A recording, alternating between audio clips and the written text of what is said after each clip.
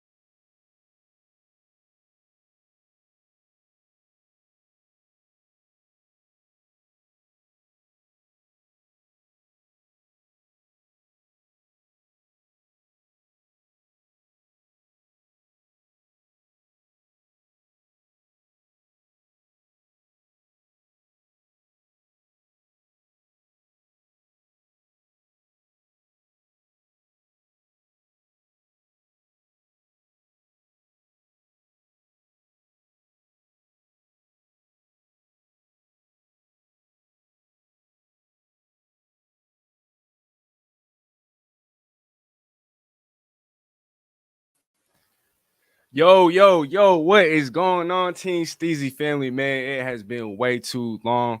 For those of you guys that did check out my community post, I was spending some time in enemy territory, kicking it with the family over there in San Francisco. So I know I missed the draft. I was supposed to live stream during the draft. I was supposed to come out with a whole bunch of content around draft time. I didn't even finish, matter of fact, my top 5 big board. And so for those of you guys that are still interested, or for those of you guys that are curious to see that, send me a DM, send me a little message. I'll definitely be sure to fill you guys in on that. But today, and like I said in the description, we have an all-star lineup of all the voices of the Seattle Seahawks. I'm talking about Mr. Michael Shawn-Dugar of The Athletic. I'm talking about Mr. Corbin Smith, who covers the Seahawks for Sports Illustrated. He's been on the show before. He needs no introduction. We talk about Bump, who's a player for the Seahawks. He actually works for the Seahawks today. He covers the team for Root Sports as well. And as you guys already know, my brother from another mother, Squabo says, Norb Cam is going to be joining the party later on. The Filmmeister himself, OG Guru is going to be on. Former KJR Sports radio host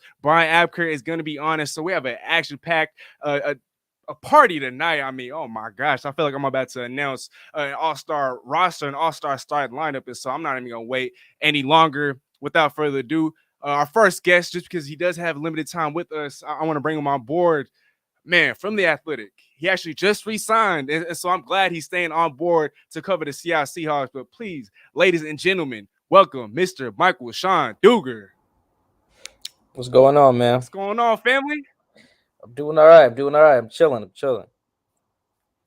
Hey, bro, this has been long overdue. Thank you so much for taking the time to hop on, bro. Like I said, we got an all-star cast. You probably have chopped it up with these folks already. And so for the next guest, he's been on before. Mr. Michael Bumpus. He used to play for the Seattle Seahawks, covers the Seahawks for Root Sports, for Seattle Sports. Here he is, y'all. Mr. Michael Bumpus. How you doing, Bump? What up, fellas? Michael Shawn. Last time I saw Michael Shawn, he was killing the influencers the combine, right? He had. Yeah, he was killing that. hey, Michael Shawn, bro. I'm not even gonna lie. You said you ran a what's it called? A 4.8? 4.85, yes, sir. 4.85. Hey, I'm not even trying to toot my own horn or nothing, but my fastest 40 time is also 4.85. So, hopefully next time that Seahawks combine comes around, I'm gonna have to see y'all there. Yes, sir. Pull up. We're gonna get you there. Yes, sir. And for our next guest, covers the Seattle Seahawks for Sports Illustrated, another voice of the Seattle Seahawks. I've actually chopped it up with him before. If you guys noticed on my channel, I had an interview with him via the 32-Bit Network. Please welcome Mr. Corbin Smith. How you doing, Corbin? 5.5 40-yard dash time. Hey, but last time we talked, you said you was gonna run under a 5 next time around. So I'm running sprints 4 days a week. I'm trying. I'm training. Hey, well, that's all that matters, right? We got to get that work in, right? And what's it called? Last but certainly not least, like I just said, this is my brother from another mother. If it wasn't for him, I don't know if I'd be doing YouTube today. But please welcome from Washington State University, Mr. Squabo says. How you doing, my brother? Man, great to be here. Steezy, you work so hard. You're so good at networking. Look at all these stars you got on this roster right here. I'm just excited to be here. Man, well, thank you for being on, bro. Hey, matter of fact, all you guys, thank you so much for taking the time to talk Seahawks. I mean, I know a lot has transpired. I know the draft happened last week, but I haven't had a chance to talk about it, so I wanted to get you guys on board. You know what? We're gonna get right into it, honestly. Bump, I want to start with you because I know you were there hosting the draft party, were you not? Yeah, I was there. Had a nice little situation at the Hyatt over there in Renton. Cool little party, man. About 1,000 people showed up. It was dope. Oof. So what was the atmosphere like after we took Charles Cross at 9th overall? It was like they were excited, but they were kind of like hesitant to be excited as well. Because I don't think a lot of people really did their homework on Charles Cross. I think once Icky went out and Neal went out, and then Sauce Gardner's gone and Stingley's gone, like all the big sexy names, people are kind of looking around like, okay, where are we gonna go with this pick? But I was telling guys, I'm like, look, you pick 1 through 15, you're gonna end up with a baller in this draft. So they were excited, but I think once they popped out their smartphones and did some research and watched some film on them, they felt a little better about the pick. Right. I mean, I'm not even gonna lie. I think he's the best pass protector in his class, and I know Seattle's gonna lean into more of a ground and pound attack. But Charles Cross, he ain't no slouch in the run game. Michael Sean, can you touch on that just a little bit? Yeah, you know, I spoke to O-line coach Mason Miller of Mississippi State, who also was the O-line coach at Washington State, Coach Abe Lucas as well, under Mike Leach's staff. And he made a point to me that I kind of really saw in 2019 with DK Metcalf. Like, just because a kid didn't do something in college a lot doesn't mean that he can't. You know, for DK, that was more like his route tree. You know, he only ran 3 routes at Ole Miss because that's all he needed to get open to Ole Miss. You know, that's really all it took. Just because, you know, someone like Abe or someone like Charles didn't run block from a 3-point stance or something like that doesn't mean that they can't do it, you know, especially when you're just a really good freaking athlete. So I think, like, I kind of defer to their knowledge there. Like, I've watched Charles and everything like that, but I'm 5'8", like 160, right? Like, I'm not the online guy. So, like, I defer to the people who know it the best. And look at just how Charles moves. You can see why someone can say, hey, you can put him in the NFL system, give him some coaches, and he'll be blocking the hell out of people, you know, by the first few days of training camp. 1000%. Squabble, as an offensive lineman yourself, I mean, can you speak on that at all? I mean, Steezy, you'll remember, like, heading into the draft, this was the guy that I circled. This was the guy that I wanted Seattle to go after. I didn't think Evan Neal or Ikwonu would be there. I wanted us to go for Sauce Gardner, but I wanted Charles Cross before I even wanted Derek Stingley. And the reason is because at that left tackle position, you do have to be able to pass block. And if we are going to go after a quarterback in next year's draft, think about all that capital we have, 2 firsts, 2 seconds. We trade up in next year's draft. We know who some of those quarterbacks are going to be. We need someone that's going to protect them. Charles Cross in 66 snaps against Alabama, the best college football team ever, gave up 0 pressures. In 10 of the 12 games, he had 50-plus pass blocking snaps in his last season, which is just legit. He is a technician. He's not the biggest in terms of weight. He's not the biggest in terms of height. He's a technician. He knows how to use leverage. He knows how to use his hands, and that's why I like them. 100%. And Squabble, I was actually watching just earlier today your reaction to Charles Cross being drafted, and I wanted to put this quote down. You said, "This is how you build a roster if you're going to trade your quarterback." And so I agree wholeheartedly. I mean, and Corbin, now I want to move on to you. I know in one of your articles before the draft started, you talked about how Charles Cross was most likely going to be the selection at number 9. Did you have a personal big board for the Seahawks? I did. I actually had Charles Cross at number 5 on my big board because I think that he's a fantastic run blocker, and it might not be in volume, but this guy plays with physicality. He throws violent hands into defenders. He knocks guys off the ball. I actually think his weakest point as a run blocker is as a reach blocker, and with his athleticism, he should be able to fix that at the next level. So you couple that with the proficiency in pass protection. He's got to stop being so grabby. That was my number 1 thing that stood out to me as a negative. He gets his hands outside on defenders, and you do that in the NFL, it's going to be more yellow than green on the field. So he's going to have to clean that up, maybe play a little wider base more consistently. But otherwise, I mean, there's a reason Pete Carroll drafted him in the top 10. This is a guy that can clearly run block. They've seen it on the film. So I don't think they have any hesitancy that he's going to be able to come in 3-point stance, fire out, and get the job done.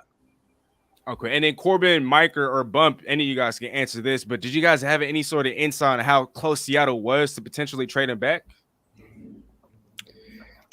I had a feeling. I think my thing was if they had probably like 5 guys that they figured, like if we can't get Cross, Evan Neal, or Icky, Stingley, or Sauce, if all 5 guys are gone, we out of here at 9. That was my thought. I even tweeted it right before. I was like, if the Falcons take Cross, the Seahawks are probably going to trade back. Now, of course, we'll never know because the Falcons did not take Cross. But that was kind of my understanding of the situation. They had 5 guys there. If they're, which makes sense, they had a similar board as like Corbin, right? Like, you got 5 dudes there. If the 5th guy is gone, we'll trade back. So I think that's what I expect. When you're at the 9 spot, you're going to have offers to trade. I mean, that's part of the process, right? Whether they hang around or not, you're going to get a couple phone calls, a couple offers. If you like me, make a move. If not, so just looking at the situation, I'm with what Mike said. They got like 5 guys who they wanted for sure. And those first 10 picks in the draft, it's all how the cookie crumbles, right? You might have one guy on your list that you want. He gets picked up, you move on. So I know that there were some offers out there, and I think that they didn't get their number 1 pick, but they got one of their guys they expected to fall to them, so they were good with it. Yeah, I don't really have anything else to add to the conversation here because based on what I gathered, if Cross was gone, then they absolutely would have been trading down, and then maybe somebody like Trevor Penning would have been in play. But I don't think they wanted to push to pick him at number 9, not as polished as the other 3 tackles in this draft class coming from a FCS school as well. So Cross was the guy they wanted, and he fell into their lap, so it ended up being a perfect situation for him. They got one of those top 3 tackles.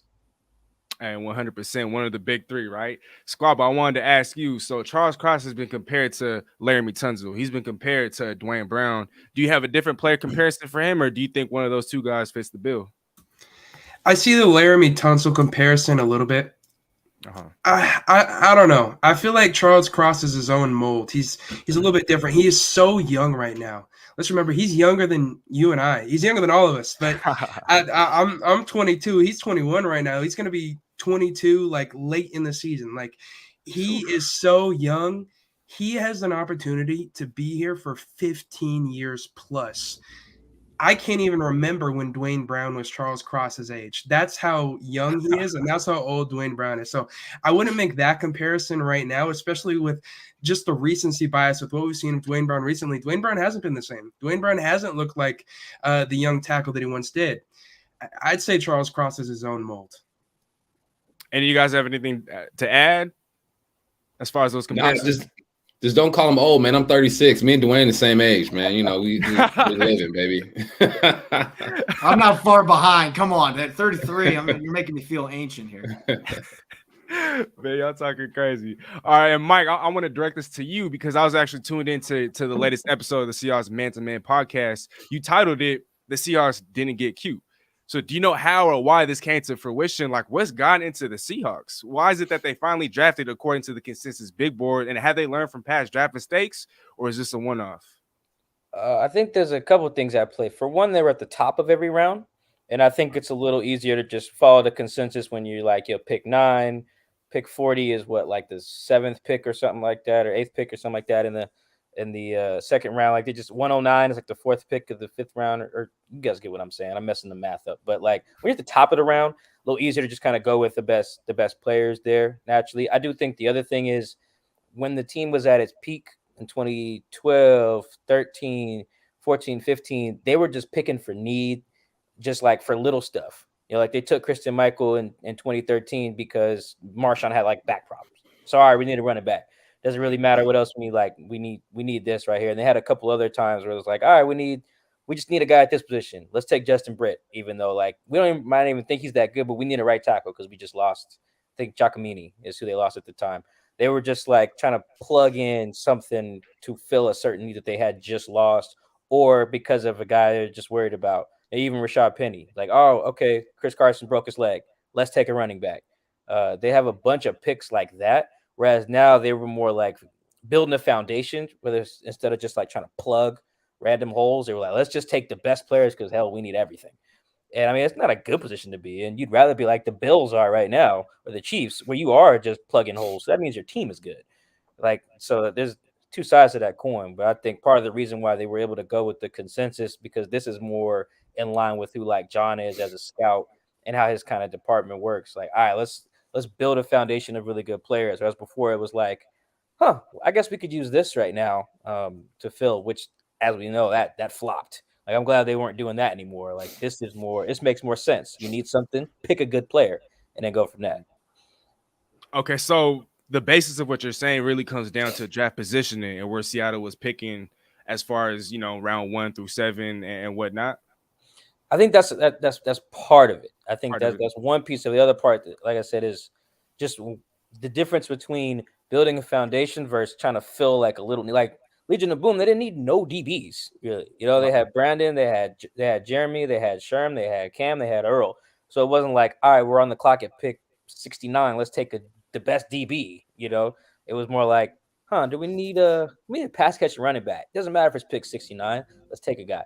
That's just a whole different mindset of team building. Like I said, the Bills in this draft were drafting in a way different mindset than the Jets were. One team has everything. The Jets have next to nothing. So it's just a whole different mindset. Like, the Jets also had a good draft. They had a bunch of high picks, took a bunch of premium players. Easy. The Bills is different. They're like nitpicking this. Do we need this little thing, this here? And that can get dangerous. We'll see how that works for the Bills. But I think that's why the Seahawks were so easily able to just pick the best players available. And the Bills got Von Miller. I mean, my gosh, talk about the rich getting rich. Bump. I'm not saying I believe this, but some fans out there, especially on Twitter, are saying, oh, this is the Seahawks getting back at Russell Wilson, blah, blah. This is why they drafted the way that they did. Is there any sort of truth to those rumors at all? Nah, man, they did what's best for their football team. You got a OG at the left tackle spot. Your right tackle's uncertain. You think you've sure your interior line. You bring over Blythe. You got Damian and Gabe. It's like, okay, what's the next move? We got to protect the quarterback. You look over the last 3 to 5 years, the Hawks have been horrible at that. Then defensively, what do you have to do? Get guys who get after the quarterback. End of the day, it's about the quarterback. Either you're protecting him, you're getting after him, or you're defending the passes that he's throwing down the field, which they didn't do a good job of doing last year anyway. So what do? You go get a 6'4" corner that no one's really talking about, and you go get Kobe Bryant, who was the Jim Thorpe winner. It was crazy that he dropped all the way to the 4th round. So I think that because there was no pressing issue to get a quarterback, they didn't go that route, but it had nothing to do with Russell Wilson. I mean, Russell's in Denver making videos pretending he's getting picked up in the draft right now. They're not worried about Russell. I think they just looked at their football team and said, this is what we need to help out a young man who we assume Drew Lock will be our quarterback. Man, I'm not gonna lie, Russ is my guy, but that was a little corny. So I mean, I don't know what you guys make of that. Corbin, before I go to you, Squab, I want to ask you, what was your take on Seattle's draft, and why is it that they win the draft and usually they don't? Well, I honestly thought that because we got rid of Russell Wilson, there was that additional level of pressure on Pete Carroll and John Schneider. Whereas in the past, it's been let's take a risk here. Let's see if we can't find a gem. This year it was, we just traded our quarterback. We need to show the fan base once again that we know what we're doing. Otherwise, the pressure is going to be that much more on them if Seattle continues to suck. Coming out of this draft, the majority of Seahawks fans are talking about how we drafted based on needs, and it was refreshing. It was nice to see us have like a great draft. I've seen some experts giving us great grades. I've seen some experts giving us terrible grades, but mostly out of Seattle, it's that sigh of relief. It's that we didn't take all these crazy risks that we have in the past. We went with guys that we have a really strong feeling are going to be effective day one. We got 4 potential starters day one. We got more than that in terms of starters day one. Boye Mafe, that's going to be a starter for us. Abraham Lucas, I don't believe he gave up a single sack last year for Washington State at right tackle. And Kenneth Walker, this guy had 18 touchdowns on the ground last year, 1,600 yards rushing. He was the consensus all first team All-American Like, these are legitimate players that are going to come in and rebuild this roster. And we built around the team that Pete Carroll has been selling us on, which is run first. We are going to be running the football quite a lot, especially considering that most of us believe we do not have our franchise quarterback of the future right now. So we're going to have to run the ball a heck of a lot, and we're going to have to rebuild with their philosophies. I think this was a perfect draft for the way that they want to play. Love the answer. Corbin, any insight or anything you want to add? Well, going off of what he had to say, when you look at the way that this draft played out, they absolutely built the foundation, and it was built around the principles. Pete Carroll was talking about it. They made a clear statement with what they wanted to do, going out and getting a running back. And by the way, this is just my 10 cents. I think Kenneth Walker is the most likely all-pro player that they drafted from this group. In terms of looking at guys that could be top 2, top 3 players at their position, he's got 4.38 speed. He breaks a bunch of tackles, explosive, can make guys miss in space. I think he's got better hands than people realize. Just didn't catch a lot of passes at Michigan State. So they got really good value there, even though a lot of people would say, oh, second-round running back. This guy is a dynamic player, and so I can understand why the Seahawks made that decision. So you got 2 guys you hope can be starters long-term at the tackle positions that are proficient pass protectors. They have the size and the strength to be good run blockers, playing in a much different scheme than what they played in college. You got a corner that is really experienced and polished in Kobe Bryant. You got another one that's truly one of one in Tariq Woolen. There's never been an athlete like him come into the NFL with his size, his speed, his leaping ability. And he's truly a project that may have the highest ceiling of any player that they've got in this draft class. So they were able to double up on all those needs and really build the foundation of the roster the way they want it. And maybe Drew Lock can be the guy. If that's the case, then they're in really good shape for next year. If not, they've got all those draft picks and they've already got the foundation in place once they can plug that quarterback in where they can compete in 2023. I mean, 2 firsts and 2 seconds next year. I mean, that's a whole lot of capital. And I think, what was it called? Corbin, you touched on Kenneth Walker, so we'll move on to Kenneth Walker. I want to talk about Boye Mafe, but I think you kind of, put in a perfect segue there. A lot of people are kind of down on the whole Kenneth Walker pick. For example, NFL.com's Chad Reuter gave Seattle's draft class a C-, and I think he graded the Kenneth Walker selection very, very lowly. Corbin, I'll start with you just because you brought him up. What do you say to analysts and fans who are angry or confused about the Kenneth Walker pick? I can see what they're upset with the value at pick 41 just because running backs don't have as much value as a lot of other position groups. But at the same time, you have to also look at what the team, each team has their own set of positions that have different value. And in Seattle, running backs obviously are much more important than most of the other teams in the NFL. And the fact that Chris Carson, the comments that Pete Carroll made after the day 2 of the draft made it pretty evident to me that right now, I think questionable to play in 2022 is, maybe the best prognosis for him. So that selection at pick 41 clearly states that they're not confident that he's going to be able to make it back from neck surgery. And so that's really a need. Rashad Penny hasn't been able to stay healthy. Last year, we finally got to see what he could do when healthy for 6 games, but can you count on him to play the entire season? Travis Homer's a free agent after this year. DJ Dallas has been decent when he's gotten chances, but probably not a workhorse back. They had to make an investment in that position. I thought it would probably be the 3rd or 4th round, but a player like Kenneth Walker, pick 41, can still be really good value because he's a dynamic talent. Bump, same question. What do you say to the fans that are confused about the pick? I say I understand why you would second guess it just because you're picking a running back high, right? You feel like I thought there were at least 6 or 7 running backs in this draft who could play right now. But when you see a guy who you think can help your football team out right now, you already feel like you've secured a couple other positions. Why not? We don't know about Chris Carson, man. I'm sending love out to that dude. Hope everything works out with him. But in the end of the day, if he's not healthy, he's got to look out for himself, right? And this is just the Hawks being good businessmen. They don't know what Rashad Penny's going to do. I think he'll be all right. I think maybe he's found himself in this league and he'll be able to contribute. But you're just going off of recent history. It's nothing personal. You're just going off of what he's shown you. What he's showing you is that he just can't stay healthy. I like DJ Dallas. He's more of a pass-catching running back. I like Travis Homer. They use him more when it comes to pass-pro and special teams. They didn't have a guy who could be that 1-2 combo with Rashad Penny at the time. So they went out. Once they saw Breece go off the board, they're like, look, we got to get a guy right now or we might not get the guy that we want.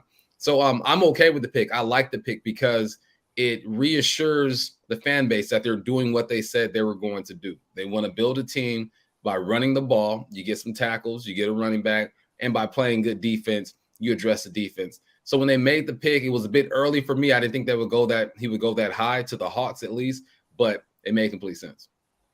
And Mike, before you go, I just wanted to add, after 2022, I don't think any running backs are signed. And so I think a lot of fans are kind of ignoring the fact that the future is also in play, not just this coming season. And Corbin was talking about Rashad Penny and his lack of availability. 90% of his career production came last year. And he's only played in just barely 60% of Seattle's games in the last 4. And so, yes, he had a stretch in which he looked like the best running back in football, but I think Bump, he touched on it. We can't count on that. Chris Carson, the prognosis isn't looking good. So, Mike, do you have anything else that you wanted to add about the whole Kenneth Walker situation? Yeah, I think so. I think the taking the running back high is a good window into the positional value discussion because, like, from what we can gather, you can get comparable talents later. Like, there's really not a lot of evidence that there's a big drop off between the first running back taken and like the 8th running back taken, just on average, just like year to year. I think Chris Carson's draft class is a really good example of that. Even the 2018 draft class is a decent example of that. The 2018 draft class, for example, has Saquon Barkley, right? Like, and if you listen to a lot of analysts and a lot of Giants fans in particular, the way they justified that pick was like, well, we needed a running back, and this guy's really freaking good. But you got to be careful ignoring positional value because you like a guy. Like, that's the dangerous game to play, right? We just do it running backs because they're really fun. But let's say there was a really good punter in the draft. You're like, oh, let's take him at pick 50 because I like him. Well, no, you wouldn't do that, right? You'd be like, well, that's stupid, Mike. Let's just get him in the 5th round where all the punters go, or a kicker, or I'm trying to think of another, like even like taking a tight end in the top 10 is like pretty crazy, I think, and is along this similar lines. Like I was saying this last year when the Falcons took Pitts. So I think I get, well, like I watched Kenneth Walker highlights on YouTube too. I get it. That kid is fun. I'm with Corbin. He probably might be their best rookie in terms of like impact right away. Like this dude I wouldn't be surprised if he's like in the running for offensive player rookie of the year as a rookie. Like his impact right away will be probably really high. He's a monster. Ran for gazillion touchdowns against Michigan. I think though that the positional value thing does matter. Now where the line is, it gets tricky. Like should you take it back at pick 50, pick 100, pick 75? Maybe it depends on what else you need, which is kind of where I fall in Seahawks specifically. At the time they picked him, they still needed a tackle, still needed a center. No, they still needed a quarterback and needed a corner. So obviously they got a few of those things later, but you couldn't have been sure of that. Right? Their process would have looked a lot shittier if Abe Lucas would win at pick 50, instead of pick 72 to them. We'd be like, oh, dang, what are the Seahawks doing? So I think like there's a lot going on here. I like that they took the pick because it lets us have this discussion because it's not just as simple as we like a guy, let's take him. Right? No one does that with a kicker in the 1st round unless you're Al Davis, right? Because we understand positional value, right? We can't ignore all that knowledge we have just because we like a guy. Even if I'm with everyone here, I do like the guy. So it's a good discussion to have. I think I fall like probably in the middle. If I had to grade it on like A to F, I'd probably give it a C. Good player. At the time, they needed some other things that are harder to find later in the draft. They still need a center. Like after all that, I still think, they still need that position. So he should be a fun player, but I don't want anyone in Seattle to let how fun he is just force us to ignore positional value. Because again, we wouldn't do that with tons of other positions in the draft. Bump, it looks like you want to add something? No, I agree. Position of value is huge. And I think that the Hawks fell in love with the idea of him on the roster. And we're like, look, we don't want to let this guy slip to nobody else. But, Mike makes good points, man. You find running backs, they're a dime a dozen, and they contribute right now. They're not we used to say receivers took 2 or 3 years to contribute, but that's going out the window with all the training these young receivers are getting. So, I think they fell in love with Walker and what he brought to the table. And I think that they felt that they were going to be able to get other dudes at other spots. If they didn't feel like they were able to get another tackle, I don't think they make the move and in all the other positions they drafted. But, man, running backs, you can get them late, but like you said, I ain't mad at him. I ain't mad at him. Ken Walker's gonna be a problem. He's a problem. Hey, Squab, I promise I will get to you. But Mike, actually, I wanted to ask you one more question.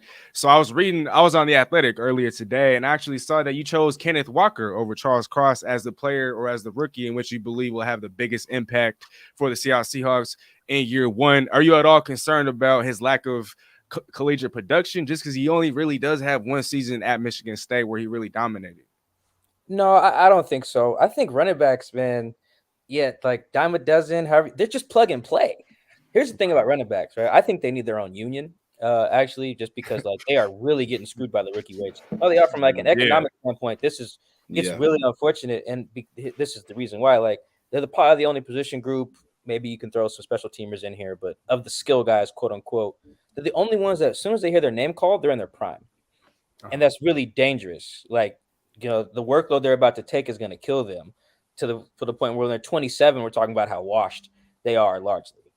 So I think that because they're in their prime physically, as soon as they get drafted, they're just more likely to be impactful. I mean, I think it was even the homie Masvidal after the draft was like he asked Pete Carroll to contrast how ready quarterbacks are versus running backs when they come in. I don't remember the full answer, but I know at the back end of that answer, Pete was like, yeah, we can just give a running back the ball. He knows where to run it. Like there's a lot that goes into playing these other positions, even tight end, because kids ain't blocking really a tight end in the league, guard, center, whatever. You hand a running back the ball, I'm like, all right, I'm reading this guy, go. It ain't that hard unless you're on third down picking up blitzes and stuff. So, I think Kenneth has easily the easiest path to coming in and competing and being like their biggest impact guy right away. Again, if he ran for 1,000 yards this year, I wouldn't be surprised. That's just how plug and play running backs are, especially when they're like Kenneth, who played at a pro style, zone scheme, in college. And I'll tell you what, a lot of fantasy football players out there wouldn't be disappointed either. Squabo, same question, bro. Did you want to add anything to that at all? Man, Mike, you touched on the exact quote that I was going to bring up from Pete too, man. How running backs translate to the NFL immediately. They come in and their job is so similar to what it was in college. Like you read the holes, you shoot the gap, you go north and south, and that's what he's going to do for us. So by bringing him in, I think Norb Cam brought up a really good point. I heard him talking about this on his stream yesterday. He was talking about how many times over the past couple of years have we brought in running backs? We've gone into the season. We had so many names in our backfield. And then halfway through the season or late in the season, we look back and everybody's injured. And we're signing Marshawn Lynch at the end of the year to take us on a run into the playoffs or however it plays out. And we didn't want to have that problem. So I think going in and getting a Kenneth Walker, that is a safe bet, knowing what we want to do with our offense, right? Chris Carson, I've been saying we should move off him for years, not because he's trash or anything. He's a great player, but with his style of play and especially coming off the injury, he has reached the peak of his career. And I don't know if we're ever going to get that same Chris Carson again. Rashad Penny has never been able to be consistent. And even when we had Russell Wilson, we saw Russell Wilson at his worst when we had no running game. When our running game was unsuccessful was when Russell Wilson started to look bad and started to take sacks because no one was falling for the run and they were able to cover the pass. So I think by us solidifying our running game, that's setting up our quarterback for success. Running backs come to the NFL and immediately can have the biggest impact of pretty much any other position. And I think that's why it was so important to go after him. When we initially made this draft pick, I was shocked we didn't go with Andrew Booth. I thought we'd go with the corner. I thought we'd address that need. He ended up going the very next pick to Minnesota. But instead, we go with the running back. And initially, I was like, wait a minute. Like, I'm okay. But then I wanted to go with Booth. And then I started watching some more of the YouTube highlights, and I saw the explosiveness. And now I'm pretty sold. Pete Carroll also talked about in his press conference, he talked about how he likes to go with the hot hand. And so for a couple games, if Rashad Penny has that flow like he did at the end of the season, keep handing it to Penny. Save some of those years for Kenneth Walker so that he can get one of those paychecks down the line. And he can save some of those hits for later in his career when maybe Rashad Penny gets paid more to go elsewhere or something along those lines. Even though we know he's expressed some interest in staying in Seattle, maybe by giving it to the hot hand, we have an opportunity to save some of those hits off of Kenneth Walker, who took one heck of a lot of hits last year in college as well. So I think all in all, it's a very good move for Seattle. We know that our offense always looks best when we are able to run the football. We drafted tackles that are going to help us be able to run the football. We also know that running backs in our offense have gotten injured at an abnormally high rate, and it's been very difficult for us to sustain a rushing attack. Why not address that need with how important it is to our offense early? Man, and Corbin, sorry, Squab, I couldn't really add to what you said, but beautiful analysis. One more thing about Kenneth Walker, though. I mean, if I saw the stat correctly, I think yards after contact was 4, which led the nation by a wide margin last year. And so that fits what we want to do on offense just perfectly. But Corbin, before you go, I wanted to ask you one more question. Which Seahawks rookie was your favorite pick? As far as the picks that the Seahawks made for favorite selections in terms of value, I would probably go with Boye Mafe at pick number 40. Now, I was higher on him than a lot of people. I had him at number 23 on my big board. Now, my big board is based off of Seattle and their needs. And I look at the defense they're running. It's a 3-4 scheme that they're going to be leaning more towards. And I think that nullifies some of the weaknesses in Boye Mafe's game, because I don't think he's a great run defender. That was one issue that he really had at Minnesota. Never really played with his hand in the dirt. Didn't look uncomfortable doing that at the Senior Bowl, but I don't think as a 4-3 defensive end that it would be a great fit for him. But what really shocked me watching his film is how comfortable he is dropping back into coverage. There were some plays against Ohio State where he was hip to hip on running backs, running wheel routes down the sideline. Pete Carroll had to see those plays and think that's the kind of guy we want. And you could tell how excited that Clint Hurt was on the call. They don't usually show a third coach on those videos, but they had to show Clint Hurt talking to Boye Mafe, and just his ability to pin his ears back with his 4.53 speed. He's a better hand technician, I think, than people realize. And he's one of those true ascending players that didn't just have a breakout week at the Senior Bowl. He's been improving for the last 2 years steadily. So even though he's an older rookie coming into the league, there's a lot to be excited about. And I just look at the scheme fit, the coverage ability when needed, the pass rushing, the athleticism, the raw power. You get him more technically refined than he already is. This is a guy that could really pop in the NFL. And I just love the scheme fit. Man, hey, I love the pick too. Corbin, I really appreciate your time, bro. Thanks for hopping on. Any last words or any plugs you want to shout out to the people? You guys can follow me on Twitter at Corbin Smith NFL, or you can check out our podcast, Locked on Seahawks. We're on YouTube and all major podcast platforms. Yes, sir. Hey, you have a great rest of your day. Thank you. Thanks for having me. All right. And then Michael Sean, I do want to get to you just because you also got to go. The question's already kind of down there, but Corbin Smith picked edge defender Boye Mafe as the one who has the most pressure to reach his ceiling. In your eyes, which rookie has the most pressure in year one? The most pressure in year one is Charles. Just because, when you're a left tackle, you're picked high, like where your pick shouldn't matter. Like in theory, like you should get in there and no one's like wearing on their jersey, hey, I'm Charles Cross, I'm number 67, first round pick, right? You're a guy on the depth chart. It all should be a meritocracy, but it's not, right? Because what they allocated towards you matters. How much it matters kind of varies on coaching staffs, but like because he was a 9th pick, he got to be a stud. I mean, it's kind of as simple as that. I think he'll deliver too. I think for as much as there is a learning curve from college to pros up front at the line, information they got to process, caliber of athlete you have to block. There's a lot of stuff. You could be a stud left tackle and come in and start kicking everybody's ass right away.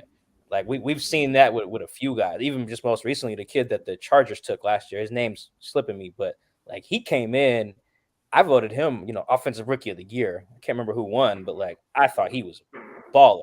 Same thing with Creed Humphrey, Oklahoma, came in 2nd round pick and was not just one of the best rookies last year, one of the best offensive linemen in football last year. So I think Charles can do it, but there's definitely a lot of pressure on you when you're there. I have a pick. Jordan Brooks has talked about it. LJ Collier has talked about it. Rashad Penny's talked about it. Like, just look at the viewership numbers on the NFL draft on day 1 versus day 2 and 3. Everybody, their mama, quite literally, and their mama watches you get drafted on day 1. Right? So there's pressure that comes with that. You walk across the stage, you fist bump Goodell. There's a lot that comes with that. So I think there's a lot of pressure on Charles to deliver as a rookie. Man, it'll be real interesting to see what he does in year one. Michael Shawn-Dugar covers the Seahawks for The Athletic. Big bro, thank you so much for hopping on. Any plugs out there you want to get to the people before you bounce? Just check out Seahawks Man to Man podcast, man. Me and my homie Chris Kidd. We on YouTube, Seahawks Man to Man, Spotify, Apple, on The Athletic as well. All that good stuff. Hey, Mike, be smooth, buddy. Appreciate you. All right, y'all. Before we continue the conversation, I do have a guest who was supposed. Okay, there he is. Before we continue the conversation, like I talked about at the top of the show, he has been here before. He is the film meister, film guru. Please welcome, ladies and gentlemen, Guru's Film Room, from the G to the U to the R to the U, the OG himself. What's up, Guru?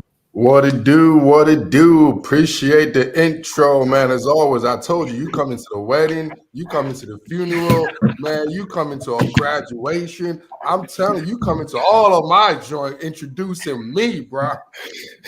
Hey, but I appreciate you for taking the time. If you haven't already met him, Michael Bumpus, this is Guru, and then Guru, this is Bump, and then Guru, you know Squad Bro, right? Yeah, Squad, what it do, man? And player, I appreciate y'all. I was tuning in, man, like I was in the backstage, man. Like, man, I can't wait till I say something. I'm like, y'all hating on running backs, y'all hate. I'm like, God damn, y'all Seahawks fans be tripping. Okay, well, I wanted to ask Bump a question, but because you're coming in with that energy, I'm curious to hear your answer. I'm going to ask you the same question that I asked them. What do you got to say to all the people out there that are angry or confused about the Kenneth Walker pick? Man, look, like I always tell you, I love coming to this show. It's like I always tell people like this. I'm the stepchild Seahawks fan. You know what I mean? I wasn't born a Seahawks fan, but you know what I'm saying? I was one of them guys that was just orphan, and all of a sudden the Seahawks fan base just got me in here. So I got a different perspective on the Seahawks and how things are going. And I'm like, okay, so look, I look at it like this. There's certain things, there's certain organization, right, that has certain identity and certain culture with that identity. You know what I mean? And most of those organizations are not questioned. For instance, the Baltimore Ravens, when they drafted safety, you don't question that organization. You know they're going to develop that position group, and you know what they're going to do with that position group. So every time people are comparing, oh, what's the value of running back? I'm like, no, in Pete Carroll's offense, in Seattle, a running back is different.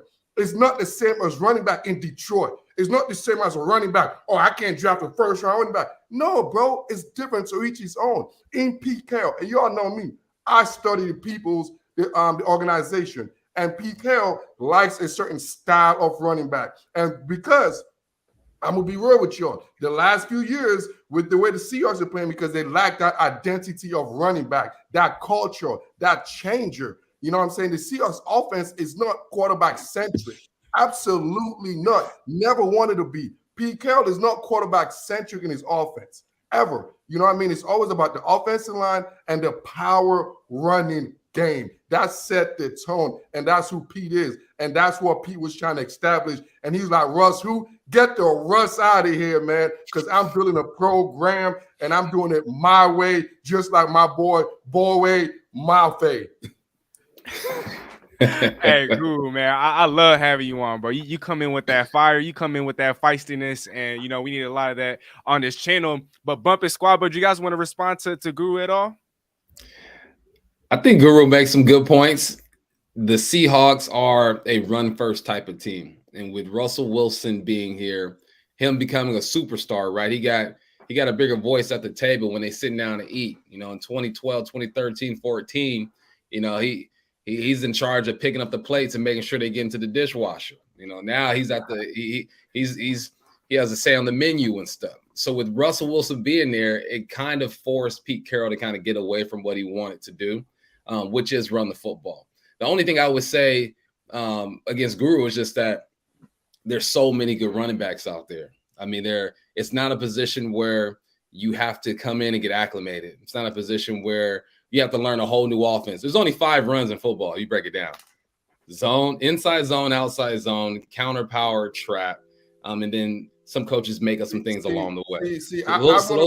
Those same 5 runs, he's been doing that since he was 8, 9 years old. And you see running backs. That's how Chris Carson, 7th round pick, back-to-back 1,000-yard seasons. You can find your dude late. I'm not mad at the pick, Guru. I'm just saying they could have found their dude late. See, that's the thing. I guess I'm mistaken. I didn't get the understanding. It's not about the numbers. You know, sometimes people are looking at, hey, he could get 1,000 yards. He could be a top 5 running back. No. It's not about that. It's about the attitude and the culture, what he's going to do, the influence for the entire team, because this team is based on that. Look, I'm from an outsider. One of the things we can remember in Pete Carroll's era is the earthquake, the Marshawn Lynch earthquake. I'm going to be real with y'all. There will not be a Seattle Seahawks organization. Y'all keep thinking it's the Legion of Boom, and people keep thinking it's Russell Wilson. But no, the biggest acquisition to make the dynasty or so-called dynasty in Seattle was the one in going to Buffalo and get themselves Marshawn Lynch. That 7-9 season, I remember that. I was an outsider when y'all made the playoff, and that run, that was a team based on the running back and the attitude. It wasn't about the yards. It was never about the yards. It was about, hey, it's 3rd and 1. I need someone to set the tone, and that's what was lacking in the last couple of years. Rashad Penny's not a tone setter. He's just like what you guys said. He's a running back that get yards or so-called and so on, but he's not a Pete Carroll Seattle running back, which is going to be basically the running back in the Seattle spectrum are like number 3. It's like you got the offensive line, then you have the running game. Then you have the defense, and then you have the running back. That's the pecking order in Pete Carroll's offense, and I think in Seattle's culture. And that's why the running back is more valuable than just get 1,300 yards or get 1,500 yards. Why Marshawn Lynch retired and then went back and went to get Marshawn Lynch, and they've been looking for guys and to run the ball for the last 4 years because, like I said, they lost that with Marshawn Lynch. Man, hey, Squabbo, get in here, my brother. I'm sorry you haven't had a chance to say anything in a while, but lay it on me. Anything you want to add to the conversation and all? He's adding a whole lot of spice. Man, I've been sitting out here with some popcorn. As soon as Guru came on, everything got super juicy, man. Seeing Guru and Bump go back and forth, I don't want to get in the middle of that, man. That's some good entertainment right there. Look, well, I think there's a lot of stuff to consider, and there's so many different ways that we could take this. But one thing that we said that we were going to talk about at some point, and I don't want to go too far into it, but the Shannon Sharpe and DK Metcalf interview. And just one little piece of that, because I watched the entire thing. I sat here and didn't miss a moment of it. One thing that they talked about, DK Metcalf talked about his career goals. He wants to be in the Hall of Fame, and he wants to win a Super Bowl. And Shannon Sharpe came back and told him, he was like, I don't know if you're going to get that in Seattle. So you talking about moving somewhere? And DK's like, I can't worry about that. I can't focus on that. And it brought it back to me, and I had to sit there and think about it. And remember how when we got to Super Bowls was year 2 and 3 of Russell Wilson's career. He was good. He wasn't great. He wasn't the Russell Wilson that was an MVP candidate. He wasn't the Russell Wilson that was carrying the team because our identity was about running the football and playing defense. And so now if we're going to get back to a Super Bowl, it's not going to be about having a great quarterback. It's going to be about running the football and playing the way that our coach has sold us on. And so by us going with this Kenneth Walker guy, now, I where you're losing me a little bit, Guru, the difference between him and Beast Mode, I don't see him as this guy that's going to go running guys over. But I do see him as a guy that can get us to the promised land by outrunning guys and by juking guys and by his elusiveness. He's a little bit of a different style than a Beast Mode, but in terms of running the football, he knows what he's doing, and we are going to feast upon him. He is a guy that locker rooms can buy into. And so when the best that we got by having our star quarterback was the divisional round in the playoffs, and didn't even believe that we were going to win that, right? Like every time Russell Wilson was at his best, we got to the divisional round and I wasn't even sold that we were going to advance. And I know a lot of other Seahawks fans weren't sold that we were going to advance because that's not what we were built upon. All these times where we had Russell Wilson and we got frustrated because we were handing it off on 1st through 3rd down. We're not going to have that problem anymore. Wilson's gone. Drew Lock is in-house. I'm just fine with us handing it off 3 times in a row because I don't want to see Drew Lock throwing it to the other color jersey. I don't want to see him ever throw the ball to the Broncos again, and we have them on our schedule this year. So I really think that if we are going to be successful moving forward, it's because we have refocused on running the football, and that's what I liked about this draft. Great points, great analysis. Nothing to add on my end. But we've been talking about Kenneth Walker for far too long. There's other prospects that we got to get into. And Bump, I want to start with you. I know Guru is pumped up about him, but we'll save him for last. Save the best for last, right? Let's talk about our first second-round pick. Edge defender from Minnesota, Boye Mafe.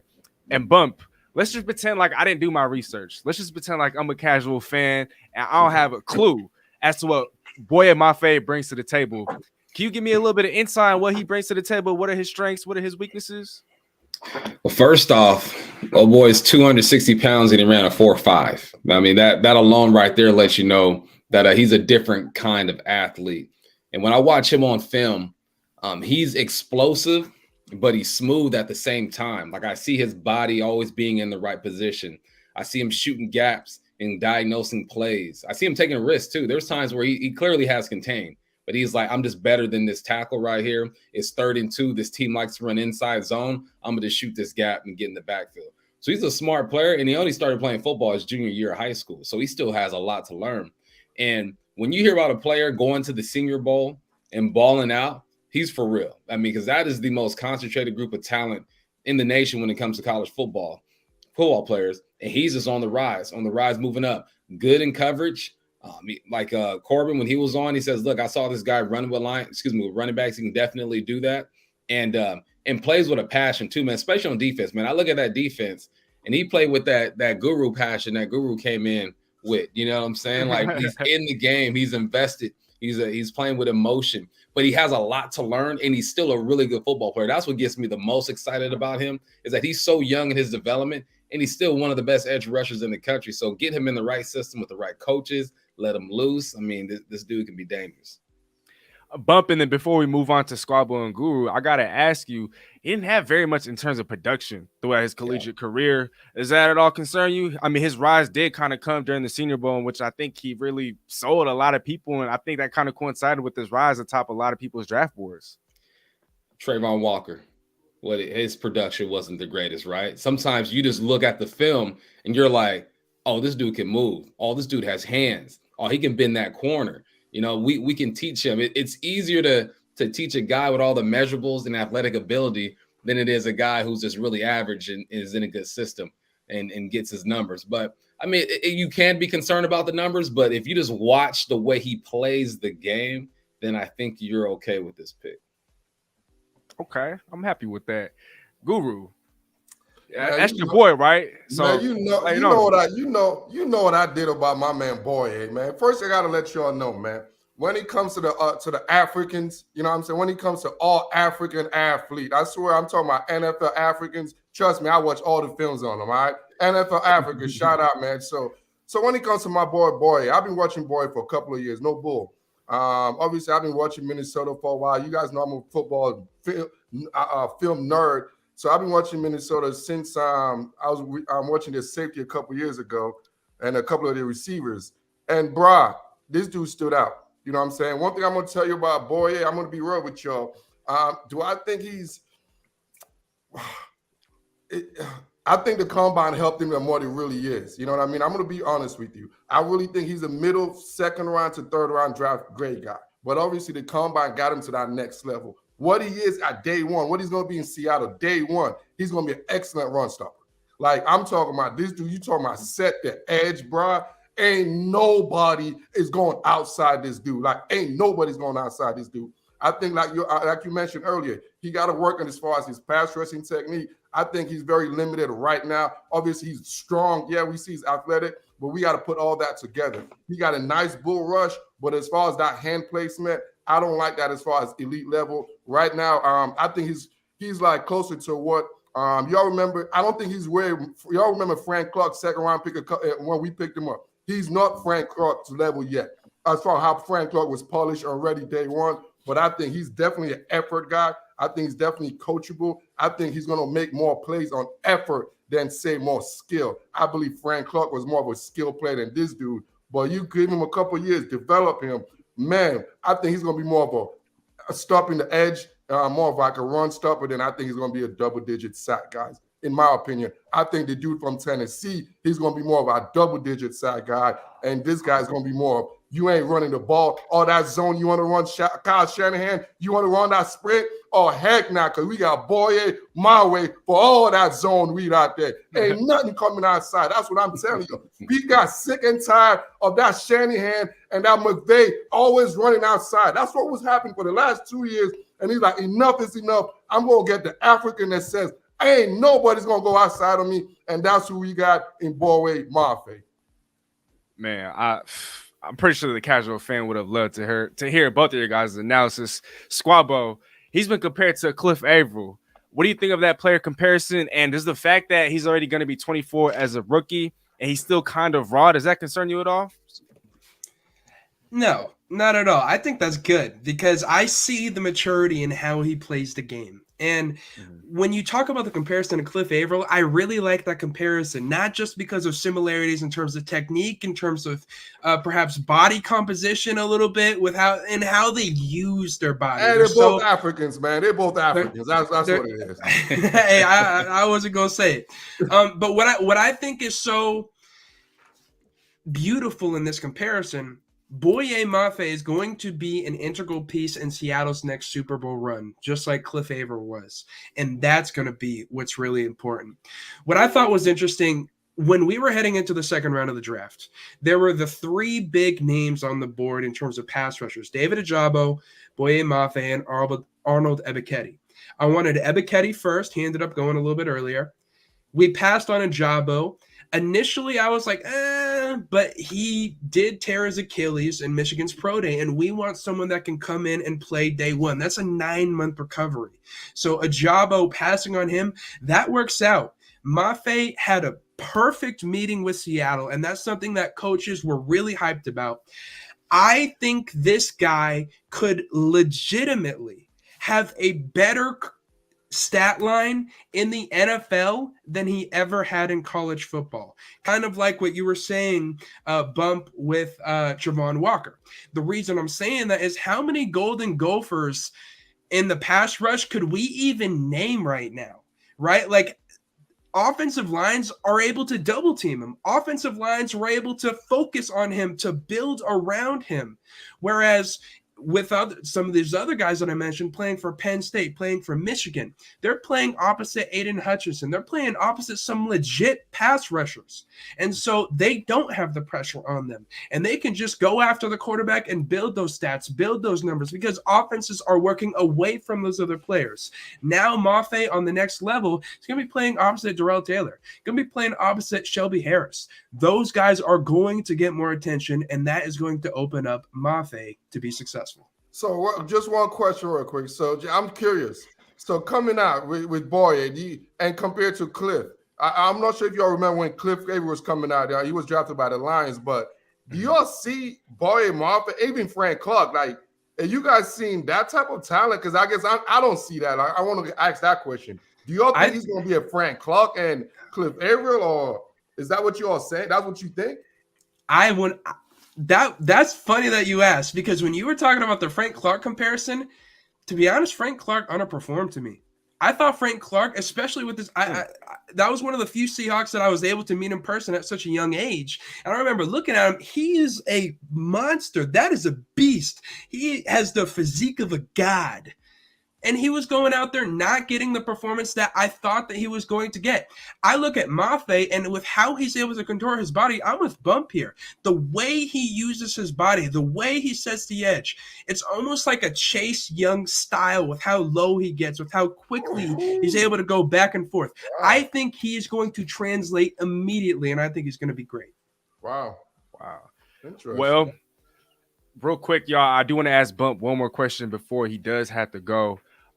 So Bump, which Seahawks rookie will have the steepest learning curve in year one?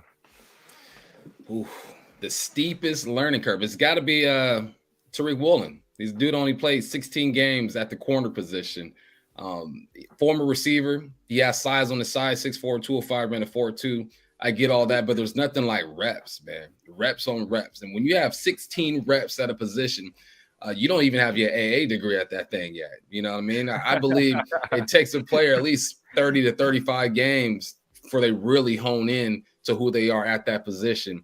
I think he can contribute. He's going to be big on special teams to start. That's what defensive players have on offensive players, is that they can throw you on kickoff, kick return, punt return, field goal block. And you're going to make plays just because the nature of being a defender, you're asked to do a bit more. So I look at Tariq. I think Tariq, and he has time to develop, right? You still got Trey Brown. You draft Kobe Bryant. You still got Sidney Jones. They're not asking this dude to come out and compete for a starting job now, to whereas Kobe Bryant, they're like, look, you're competing with Sidney Jones right now for a starting job. So because of his inexperience, I'm going to have to go with Tariq Woolen at a University of Texas, San Antonio. Man, I just wanted to add, I know a lot of people are comparing him to Richard Sherman because of the size, the fact that he converted, but Richard Sherman wasn't running a 4.26 40. Richard Sherman didn't have a 38.5-inch vertical leap. Richard Sherman wasn't the explosive athlete that a Tariq Woolen is. And so I feel like if he was to fulfill some of that tantalizing potential, oh my gosh. This might be a little bit of hyperbole, but I seen an article where they talked about how he could be the best corner in NFL history if developed properly with all those traits, of course. But obviously there's a long ways to go, but he is the perfect fit for a system like this. Here's how crazy that is. They said he could be the best corner in NFL history. Coming out of high school, I was like a 4.9 star. I'm supposed to play 10 years in the league. I got 2 seasons in. You know what I'm saying? Like, projections are crazy because people develop differently physically and mentally. I hope they're right, because that'd be a hell of a steal for the Seahawks. But to put that pressure on that man, shoot, he ain't even sure him yet. You know what I mean? That's a lot. That's what I'm saying. But hey, they said it. I didn't. I'm just messenger. Well, he never had more than 1 interception at UTSA, and that is concerning. He'll definitely have a lot more next year 1, if not maybe in year 2. But hey, Mr. Michael Bumpus, man, I appreciate you for all your time, big bro. Any last words out there for the fans? Hey, Michael Bumpus 5 on Twitter, IG. Holla at me, Squabo, Guru, Steezy. I'll holla at y'all. Yes, sir. Hey, be easy. You have a great rest of your night, Bump. Till next time. Peace. All right. All right, and then there were 3. Man, I wish BA was here, but I guess he was having technical issues. Norb Cam hopefully should still be able to make an appearance within the next 10 to 15 minutes. But before we do transition into the next topic, man, how rude of me, how disrespectful. I haven't addressed any of y'all in the chat. I'm so sorry about that. I'm not ignoring you guys. I promise. It's just, man, these guys were kind of, they were in a little bit of a time crunch, and so I was trying to squeeze in as much, content and question asking as I could. So to everyone out there, please forgive me. So we're gonna run it back just a little bit. I know some of these are a little older, but hey, I love y'all. Tyler Parcher, I don't know if he's still in here, but he talked about how the Seahawks schedule is being released soon. Steezy, can I join the show if you do that? Why, yes, of course. Devin is in the house. Yo, what's going on? And he's talking about how Russ looks fat and orange. I gotta check that out for myself. The Deadly He does. Well, people have talked about how he's gained a little bit of weight, and so I wouldn't put it past him. And we are going to touch on this in just probably towards the end of the show, but the Deadly King, Week 10, we play Bucks in Germany. Yes, we do. Oh, we have a Niner fan in the building. Niner Sickness Podcast. Cuvo from the Faithful. How you doing, man? Thank you for hopping on. Not Chief. Yo, Steezy, is this a live stream? Also a good game from Atlanta Hawks fan. Go Hawks and go Seahawks. Go Heat and go Seahawks. Thanks for tuning in, my brother. 32-bit, what's going on, y'all? I don't know if you guys are still tuned in, but if you guys aren't already, please subscribe to the 32-bit network, man. I've been putting in a lot of work over there. That's actually where I've had the chance to interview Corbin Smith, beat reporters all across the NFL. And so if you guys want an opportunity to check out my other content, be sure to subscribe to them at the 32-bit network on YouTube. Nick LeBeau, I don't know if you're still in the building, but thank you so much for hopping on, little bro. This is going to be fire. He said, well, it has been a whole lot of fire so far. So thank you guys for tuning in. Let's go, Charles Cross. Paul Sean, I know this is about football, but I'm hearing Sonics are coming back next year. I think it's more feasible that happens within the next 3 to 5, because not only does the NBA need to find a team, I guess, for Seattle, but there'd have to be another team in play. Just because the NBA currently has 30 teams, it wouldn't make sense to have 31. You'd have to even it out. And so I think Vegas could potentially be another destination, but that process is definitely going to take a lot longer than just 1 year. But if that were to happen, man, I'm not going to complain. Quite the all-star lineup, Steezy. Well, thank you, Nick. Bro, it's almost 10:30 over here in Georgia. Good night, y'all guys. And I hope you have a great night, bro. Thank you for stopping by. Saijin, I wasn't ignoring you, bro. I promise. What up, folks? I hope you're having a wonderful night. Adil, oof, bro. I've known Adil since kindergarten, bro. Thank you for tuning in, bro. He said Charles Cross was a legit pick. Usually offensive linemen aren't the most hyped picks, LOL, so can tell why fans may not have been as excited. Chuck, Squabble, y'all be sure to subscribe to CZ if you haven't already. No, subscribe to, as Squabble says, subscribe to at World of Sports Network on YouTube if you aren't already. This lineup scary. Donnie Pearson in the building. How you doing, Donnie? Hope everyone is well this evening. I hope you are well this evening. What's your draft grade for the Seahawks? We actually will touch on this later in the show, so if you're still tuning in by then, Niner Sickness, stick around. Nick LeBeau, love the Kenneth Walker pick. We put up 5 touchdowns against Michigan's D. You're legit. Average like 6.2 yards per carry, too. Hoping that Carson and Penny stay healthy because that would be a scary trio. No doubt. All right, we'll touch on the rest of the comments in just a second. I do want to get back to the conversation because I don't want to bore the guys any longer. Man, let's see. Let's go back. So we were talking about Boye Mafe. We've talked about Kenneth Walker. We've talked about Charles Cross. Now, I want to talk about Wazoo's own Abraham Lucas. And Squabba, I want to start with you just because you were you were there over at Wazoo. You know, you had a chance to watch a whole bunch of Wazoo games. You were, I don't know if you still are, but you were the TV program director over at the TV station, excuse me. I know you actually had the opportunity to watch him a ton. And so I'm going to ask you the same question that I asked, was it Bump?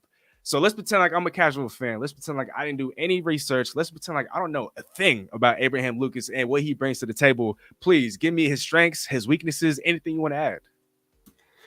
Okay, so there is a lot to talk about when you talk about a guy like Abraham Lucas. First of all, it's a local guy, right? Bishop Murphy, or Archbishop Murphy, then to Washington State, now to the Seahawks. So he stayed in Washington his whole life. It's a beautiful story. 4-year starter at Washington State, redshirt first year. He has been spectacular. He is as loyal as they come. He's here through Leach. He was here through Rolovich. And now he's here with Dickert, right? So he has some tenure. He's been here for the air raid. He's been here for the run and shoot. And so he has seen a lot of different stuff. This is an individual, and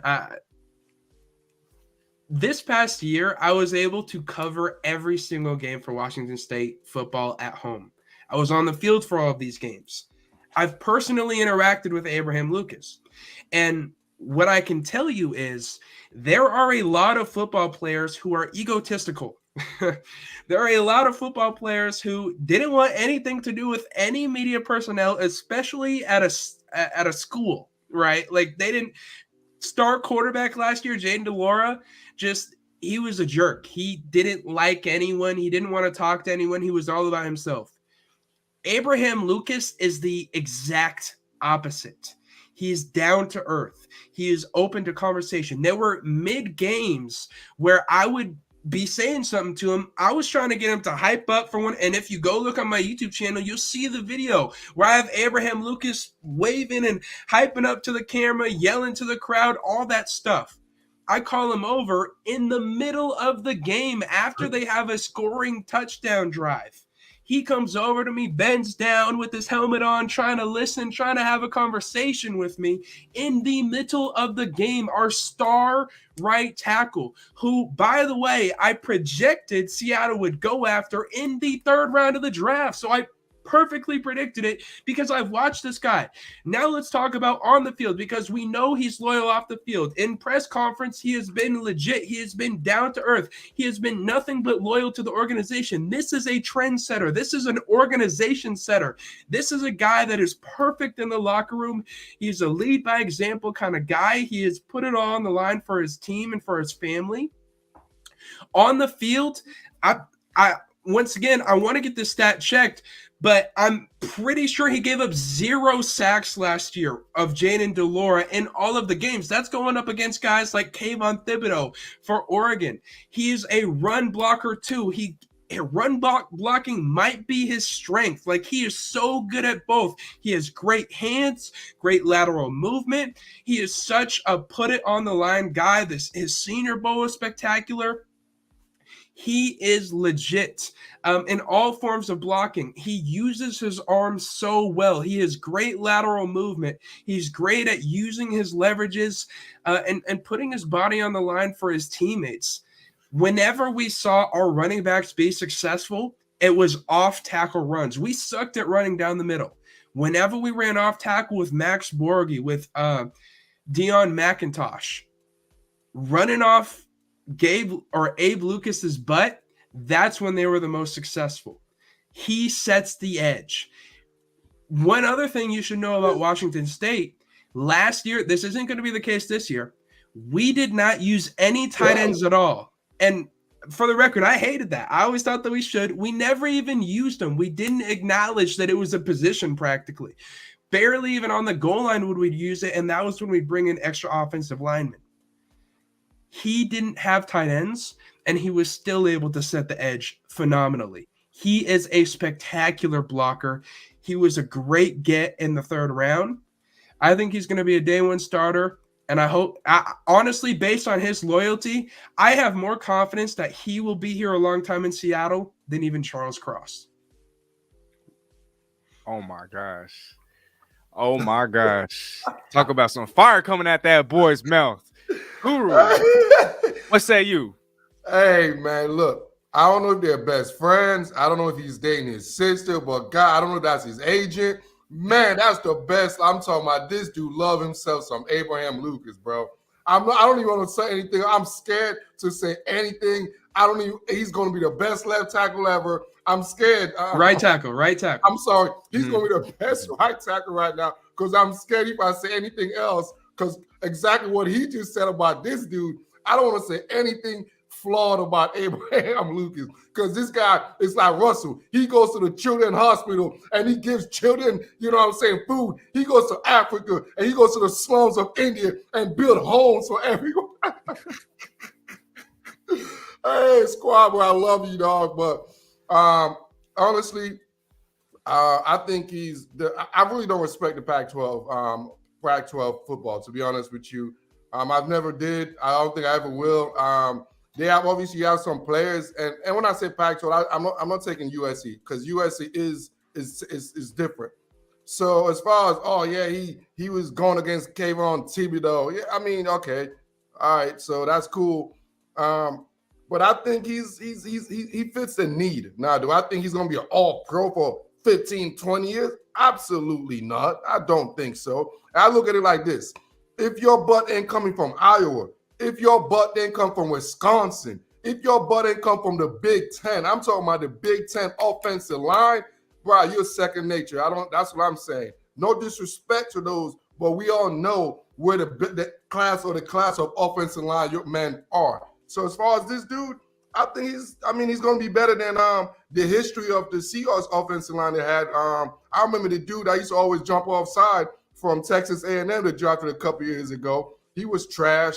A couple of other offensive right tackles they always have. So do I think he's a superhero? No. But do I think he's a guy that could play? Yeah. But I think also I won't be shocked if in like 4 years or so, hey, we'll be looking for another right tackle. I won't be shocked either. Put it like that. I won't be shocked either. Well, Guru, you're the film guy, and so you kind of disregarded his film against Kayvon Thibodeau. What about the rest of his film and pass protection? I mean, isn't that? See, with that, the thing is, I think obviously he was pass protecting every play. Like, honestly, let's just be real. Like, he better be good at pass protecting. So, and at the end of the day, I don't think I know you mentioned a little bit as far as the run blocking. Yeah, we ran right through his butt. Yeah, I don't even know who your running back is at Washington State. I don't even know who the Washington State running back's been for the last 30 years. So I don't know about your running game, if your running back even know how to run the ball. So as far as that goes, I think that's not his strength. There's a reason why he dropped to that level is because people are scared about him running the ball. And also what I'm scared about him is in the NFL, you got grown men. I think a guy like Boye Mafe, you want to go to practices in minicamp, Boye Mafe is going to pick him up like this and drop his ass all the way back for about a couple of seasons till he got a couple more, a little more man strength. So when I looked at him, I think the NFL level, he'll get pushed around. He kind of like a Justin Britain in a sense. You got to put on some weight, bro. You got to get some nastiness. And I never saw that in film with him. I don't think he finished well. Honestly, I didn't even see that with Charles Cross. I didn't think he finished the way the typical Seahawks finishers. But as far as technically, yeah, this might be the best technical tackles they have. But as far as like, say, if they Trent Williams, no, they're not no Trent Williams. They're not the San Francisco tackles. No, they're not. They're the Indianapolis. If they're Ryan Ramczyk, is it going to be no, he's not going to be Ryan Ramczyk. So, no, I always tell people this. If you're not from Wisconsin, Iowa, you know what I'm saying, or from the Big Ten, then you're really, I put you down to a little different level because that's what the film shows. It's a different type of competition, bro. You're going against Trayvon Walkers. You're going against guys like that, Quay Walkers, Alabama, USC, LSU, and you're going against exactly the Pac-12. You just name one person. Okay, so Squad, can I just respond to that just a little bit? Because where I will agree with you is that he does need to put on some weight. Because I'm not going to sit here and pretend like the Pac-12 was the SEC. I agree with that, right? But what I don't think – so we ran the run-and-shoot offense. Now, Guru, I'm sure you know what that is, but I'm also pretty sure you didn't know that we ran that. And when we ran that, we were never successful running the ball to the inside. We were only successful without having tight ends running the ball off tackle, specifically behind Abe Lucas. Mm-hmm. Now, you might have concerns about his play against Pac-12 opponents. We had a game against BYU and against Utah State. These aren't the premier teams in college football. But his Senior Bowl highlights as well. He was legit. He did finish blocks, and that is something that I didn't even bring up, but he's actually really, really good at. He's extremely good at finishing blocks, playing to the whistle, putting his heart on the line, whistle to whistle, even a little bit afterwards. So that is where I would push back just a little bit. His run blocking, because we run to the outside, he has to hold it that much longer, and that is where he excelled. So I think he puts on a little bit of weight, keeps working in the weight room, get some of that NFL diet in him, get some of that NFL strength going on, strength and conditioning training. If he is able to continue to grow in size and strength to where he's not getting manhandled by these NFL former SEC defensive linemen, the intangibles, the finishing, the technique is already there. And I'm on his side. I want him to succeed. Obviously, we all do. Plus, he has his name. He got my dad's name, bro. Like, I want him to win. That's my dad. Like, I want him to win. That's my pops, man. And okay, well, all right. So I made an observation. Stone Forsythe, right? 6th-round pick from last year, primarily a pass protector. Charles Cross. I'm not saying he's a slouch in the run game, but primarily a pass protector. Abraham Lucas, not saying he's a slouch in the run game. Maybe he is out of these three, but primarily a pass protector. And as you guys know, Seattle obviously is going to lean on the ground game. Do you guys think that potentially maybe Seattle's going to be passing just a little bit more this year than people are anticipating? Or are the Seahawks going to just develop these guys, or are the Seahawks confident in their ability to develop these offensive linemen as it pertains to the run blocking aspect? One thing that I was taught as an offensive lineman is that if it's a stalemate, you win. And that's what we're banking on with these guys. If we can stalemate, if we can hold those offensive linemen, we don't have to push them down the field. It's sexy when that happens, right? When you get the Quentin Nelsons of the world pancaking guys down the field, that's awesome.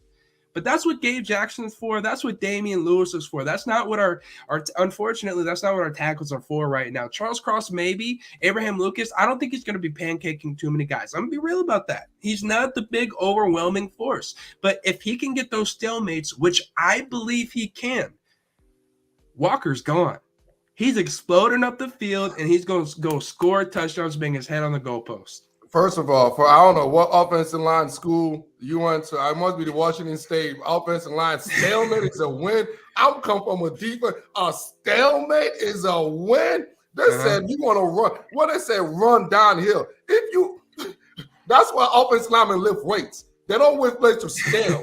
They lift weights to move, bro. You ever seen we've seen an all-season workout. They're moving trucks, bro. They're not just hitting the wall like, hey, let's just stand here. No. That's not a win.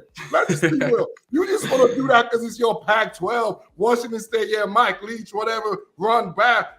Stalemate. Guess what? The ring I can find a hole. Negative. In the NFL, a stalemate, you see Vita Vea. The whole point of a defensive tackle is to hold your offensive lineman so he won't get to the second level. You want a stalemate. That's a win for the defense all day, every day, man. If your offensive linemen do a stalemate, bro, man, we can't hire you as a Seahawks O-line coach, bro. We ain't gonna get no yards out there in the running game, man. No. See, I think where you're misconstruing.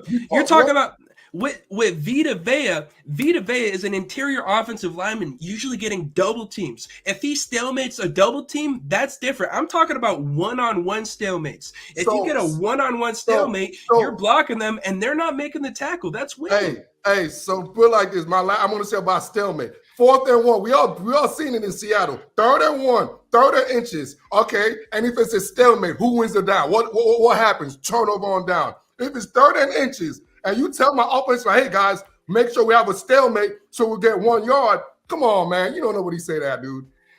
No, if your guy doesn't make the tackle, if you are able to keep them from making the tackle and you do not get pushed back, victory. Okay, all right, I'll take that. We could agree on that one.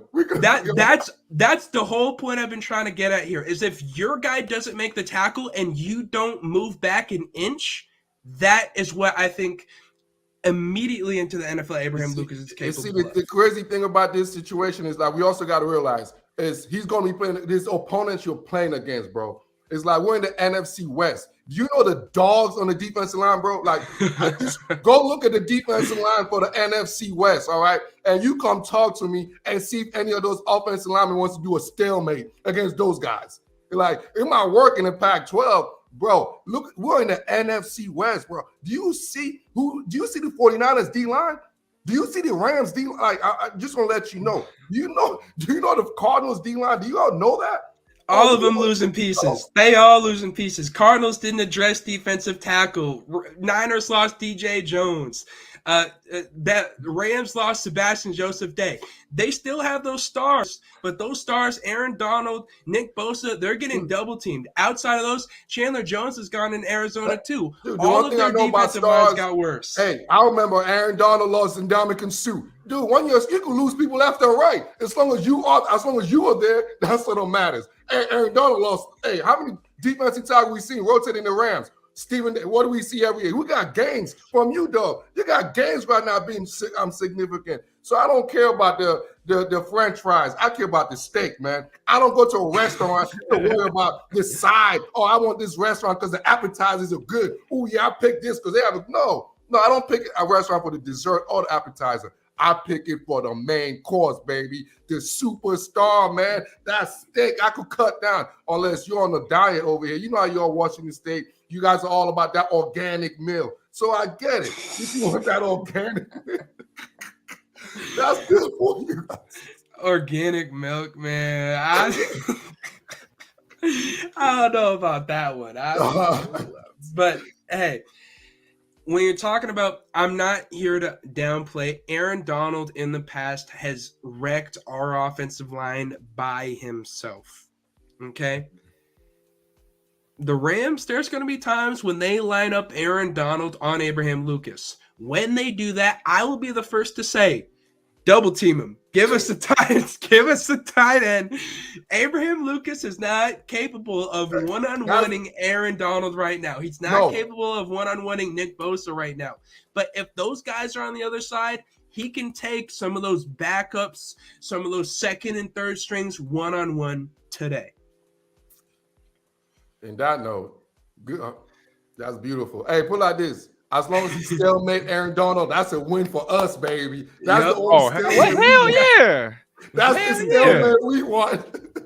Yep. Hell yeah. I Yep. mean, we're only talking about the best player in football, right? Regardless of offense or defense. He's just that dominant. He's just that good. And he's the reigning defending Super Bowl champion. But fellas, we could agree to disagree. I mean, we could go on all day.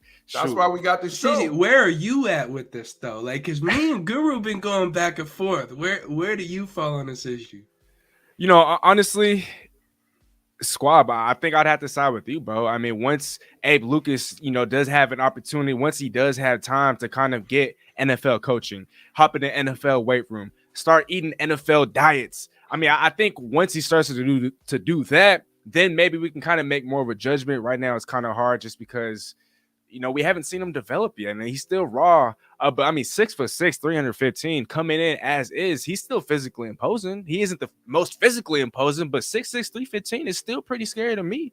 I mean, and Jay Curran, I love what he brought to the table. He's nasty, his attitude, especially in the run blocking game, but he has a lot of issues as a pass protector. And if we're gonna try to make Drew Lock look good, I feel like Abraham Lucas would be, you know, the preferred candidate. But if we are going to be running the hell out of the football, then I guess Jake Curran is going to be that guy. But I like what Abe Lucas brings to the table as a pass protector. I think that he has everything, all the tools in the world to excel in that role, and we'll see. But man, another guy that I want to talk about though. Moving on. In the 4th round with pick 109, we take out of Cincinnati not Sauce Gardner, but Mr. Kobe Bryant, 4-year starter. Very high floor, hopefully in year 1. He was often the guy that was picked on just because a lot of teams didn't want to play or didn't want to try in Ahmad Sauce Gardner. Guru, I want to start with you as the film guy. What did you see out of Kobe Bryant, and are you at all enamored by what you saw in his 4-year career at Cincinnati?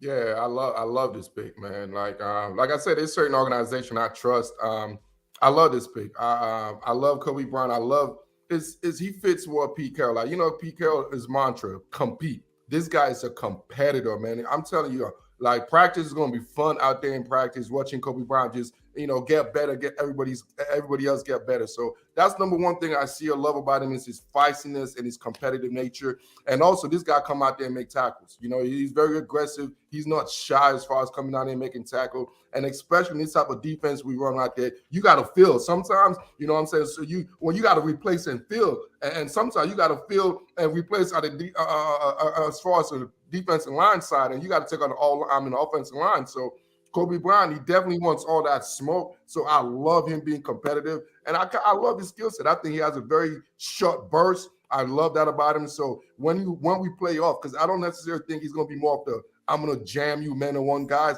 I think he's going to be more the guy that's going to play off more. And I love his feet, pause, but I think he got really good feet, very quick, fast feet. So I think there's a lot we could work with, and I just love his competitive nature. That's one thing I do love. That's one thing that stood out on me as far as watching films. It was his competitive nature. I mean, he brought a whole lot of fire to the table, and like Michael Bumpus said earlier today, he won the Jim Thorpe Award this past year as the best defensive back in the country. Squab, I was watching your live stream when the Seahawks took Charles Cross. You talked about how a team in the top 10, if you're going to take a cornerback there, you want a cornerback that can get his hands, you know, after the football, that can create turnovers, that can wreak havoc. And Kobe Bryant is that guy. He might not be the most athletic. He might not be the quickest. He might not be the fastest. He might not be the strongest. But boy, does he know how to play cornerback. Squabo, anything else you want to add? Well, thank you for asking, and thank you for bringing that up, because that is why tomorrow when I'm on GTP Marcus's channel, the Go Talk with Marcus, and we're breaking down the Houston Texans outlook, why they didn't get as high a grade as they might have expected after that draft. But definitely stay tuned for that. Look, when we're talking about Kobe Bryant, first of all, that Mamba mentality, that wanting to wear number 8, that competitive nature, it's all beautiful. Playing opposite Sauce Gardner. He had one less interception than Sauce Gardner had. That's beautiful. He was not tackled. He was targeted so much because of that. He had 2 interceptions and 11 passes defensed last year. He was targeted a lot playing opposite Gardner, and that is what's great, because that's going to help him translate to the NFL.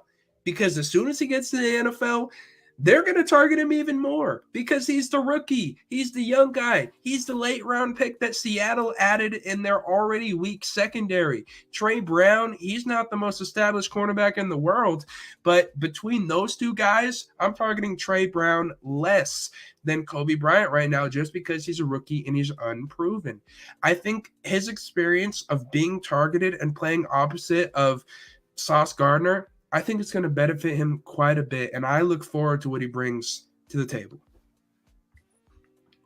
Yeah, and I thought Kobe Bryant was a steal. I mean, for me, I gave him a 3rd-round grade. And so for us to get him in the 4th round, an established starter, he might not have the highest of upsides, but we don't need that right now. We just need bodies at the cornerback position, especially given the fact that Trey Brown is recovering from a torn patella tendon. Sidney Jones hasn't had, the best track record of staying healthy in the NFL. Artie Burns, yes, he's coming over from that Shawn-Dugar type scheme over in Chicago, but you want no part of that.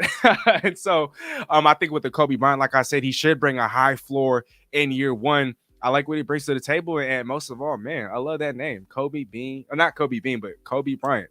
I hope he brings that Mamba mentality with him because he did talk about how he feels a little bit of pressure of having to live up to that nickname. Good thing he spelled it with the C, or his parents spelled it with the C and not a K. Otherwise, the pressure would be even more intense. I mean, my gosh. So see, we gotta take this with a grain of salt with the secondary. Don't get it twisted. Like we are going to have the worst secondary in the division now. It's not like we getting those guys. No. This is going to be the weakest part of the team. Now I'm not talking about the defense. I'm talking about the whole entire team. It don't matter who we got drafted, Kobe or Tariq or those guys. When you look at the roster, pound for pound, this is by far. It's been like this for years now, and it still is the worst part of the entire team. Quarterback room. Wait, corner or quarter? No, cornerback room is the worst position group on the Seahawks. Not quarterback though. Not quarterback. CB. No. But I agree with that. No corner, not quarter. Well, because think about it like this, Steezy. Because with our quarterback, we can hide them behind our run game. Our cornerbacks, other teams look at us, game plan around our weaknesses, and are going to exploit our cornerback department. Yeah, I agree with Guru. Yeah, it's the weakest on the team. Like you won't see 50-50 run when you go play against the Seahawks. You're gonna see majority more like 2-1. Like I want to pass the ball. My game plan is to attack the corners because honestly, they have no resume. Like they have no resume. I watch films. I'm watching the films on them. It's that simple. Like I would do hitch and take off. I'm like, all right, let me see if y'all can really play ball. And early in the season, watch out for the Seahawks. Like they're gonna get attacked, bro. All right, well, if you guys phrase it like that, then I agree wholeheartedly. I was kind of just looking at it from a talent perspective, and I just think that strictly from a talent perspective, at cornerback, Seattle does have a little bit more to offer. But if you're talking about, who's going to get exposed or who you can hide and whatnot, then yeah, you guys are absolutely spot on. I mean, at quarterback or on offense, I think outside of quarterback, there really isn't a weakness. I mean, the offensive line should at least be average. The running game should be top 5 in the league. I mean, wide receiver duo, DK and Tyler Lockett. And we're going to talk about some of the receivers later. And Guru, I know you're very high on one of them. We will touch on that in just a bit. I mean, hopefully there's a little bit of improvement, from Dwayne Eskridge, just because Seattle spent such a high amount of draft capital on him last year. He was, keep in mind, Seattle's first draft pick, and late in the second round. And so I'm hoping that he definitely comes into year 2, a lot more, I guess, productive than he was in year 1. But in round 5, and Bump touched on him just a little bit earlier today, so we don't have to, talk about him for too much longer. But in round 5, at pick number 153, just one pick before Richard Sherman was originally taken where he was taken in the, I think, 2011 NFL draft, the Seattle Seahawks selected from the University of Texas at San Antonio, cornerback Tariq Woolen. Again, and Guru, I'm going to start with you. What did you see from Tariq Woolen from all the film that you studied, and what do you think his role is going to be in year 1? Hey, y'all go check if y'all Google right now Tariq Woolen's profile, y'all see I'm top 5 out there did his work. I love his profile. Like I love watching this dude draft. Like I love evaluating, Obviously I love the corner, I love the secondary. When I saw Tariq, I mean it was a no-brainer. It's like this. Pete Carroll likes certain type. You know what I mean? Like I don't know about you, Steezy and Squad, but like if you have best friends, if all I say for instance, all 3 of us are best friends, that means you know the type of woman I like. You know what I'm saying? You know, we could go to the mall or whatever. You like, Gooey finna holler at this one. He's not gonna holler at that one, but he's gonna holler at this one because we know. And you saw Tariq Woolen the whole pre-job. I saw Pete Carroll like, oh my God. You know what I mean? I saw Pete Carroll giving him that little stinky eye, like, oh, I'm flirting with you. So he looked like a Seahawks. When I did my profile, he smelled like a Seahawks. And look, it's like, I love me some eyes. You know, I love me some hips. I'm like a Shakir. I'm a hips guy. You know what I mean? So when I see, baby making hips, you know what I'm saying? I'm like, oh, wee, wow, wow, wow. So I'm going to do everything I can to make sure everybody know I'm interested in those hips. So basically, you see a guy that's over 6'2", with long arms, with a great straight line speed. I mean, that's epitome of what Pete Carroll like, man. It's like, this was a no-brainer. Dog, tell the truth, if they would have had this at the casino, I'd have put the whole savings on this, that Tariq Woolen was going to be a Seahawks freaking cornerback, man. It just makes sense, man. I mean, 1,000%. You talk about from a physical standpoint. I mean, 6'4". I think he has just short of 34 and a half inch arms. Like we talked about earlier, 4.26 40-yard dash for somebody that's 6'4". Usually the problem with cornerbacks that tall, not just at the NFL level, at any level, is the fact that they're not very fast. Sauce Gardner isn't that fast. He's not running a 4.26 40. Nobody's running a sub 4.3 40, 6'4" and up. And so I know Bum talked about it, reps on reps on reps on reps. That's really the number one thing that's going to help him out. He could have the biggest athletic profile in the world. He could be the most athletic quarterback in NFL history. But if he doesn't get enough reps, and if he's not coached up properly, if he's not developed properly, if he's not in the right scheme, if he's not surrounded by the right playmakers and the right guys on defense, then none of that is going to come to fruition. And so I agree wholeheartedly. I like what you said. Squab, what say you? Man, first of all, Guru, I love the analogy. I love the comparison to like at the mall. Like it's got to the point, like, to be honest, my family knows what kind of woman I go after. You know what I'm saying? They could just point and be like, they could tell. And kind of like what we can see with Seattle. When you're talking about baby making hips, though, I don't think he's got that. He's a little bit too light. That's the problem here. That's my biggest concern with him. I agree that he's super lengthy. He only has one interception last year. He only had one interception the year before, and that's the most that he's ever had in his collegiate career. So he doesn't get his hands on the football, but watching some of his highlights, he does have some pretty good instincts when going after the ball and making tackles and pursuing up. He's got a pretty high ceiling just for that. My concern is with his size. He's 205, and at 6'4", that's really, really light. I remember in my high school football career, right? Like they used to talk to us about deadlifting, right? And when we deadlift, I remember at the time I got like 335 or whatever back in my high school career. I know it's not very much. And when I did that, they would look at me, or my trainer would tell me, Jared, he'd be like, now you can go onto the field and look at defensive linemen and be like, well, I at least know I can pick you up. People in the NFL are going to look at him and be like, I could pick up 3 of you. That is my biggest concern, is that when he lines up 6'4" lengthy, yes, he can get his hands on you. But if you're getting in a hand fight with him, someone's just going to knock him over. They're going to shove him. They're going to humiliate him in terms of the strength aspect. He's going to get beat by physical receivers' hands because 6'4", 205. The rule of thumb is about, for every inch you gain, it's about 9 pounds of weight proportionally, just of natural body weight. He's a little bit on the lighter side. And so I want to see him add a few pounds. If he does that, just like an Abraham Lucas, he could be legit. Any last words, Guru? No. I love his body metrics. I love it. You know, the body mass. I love it. I love it. Yeah, I think you're absolutely right. Absolutely everything you said about it. I was waiting. I was trying to see if you're gonna tee it off with the weight. So I was gonna wait and jump on you about the Lucas and the weight, but you said exactly what I anticipated. Good. That was beautiful profile, beautiful explanation. I agree 100% with what you said. 100%. All right. Well, we have an agreement. Let's move on to the next prospect, shall we? This ain't Now gonna be an agreement. I guess we'll find out. Round 5, pick number 158 from the U, but from Ohio State University, edge defender Tyreke Smith. Now, I'm not going to lie. Out of all the prospects that we drafted, I've probably done the least amount of research on Tyreke Smith, and I'm telling the honest truth. And so I'm going to need one of y'all to give me some game, to give the fans out there some game. Give me a little bit more knowledge. Tell me about Tyreke Smith. Squabble, let me start with you.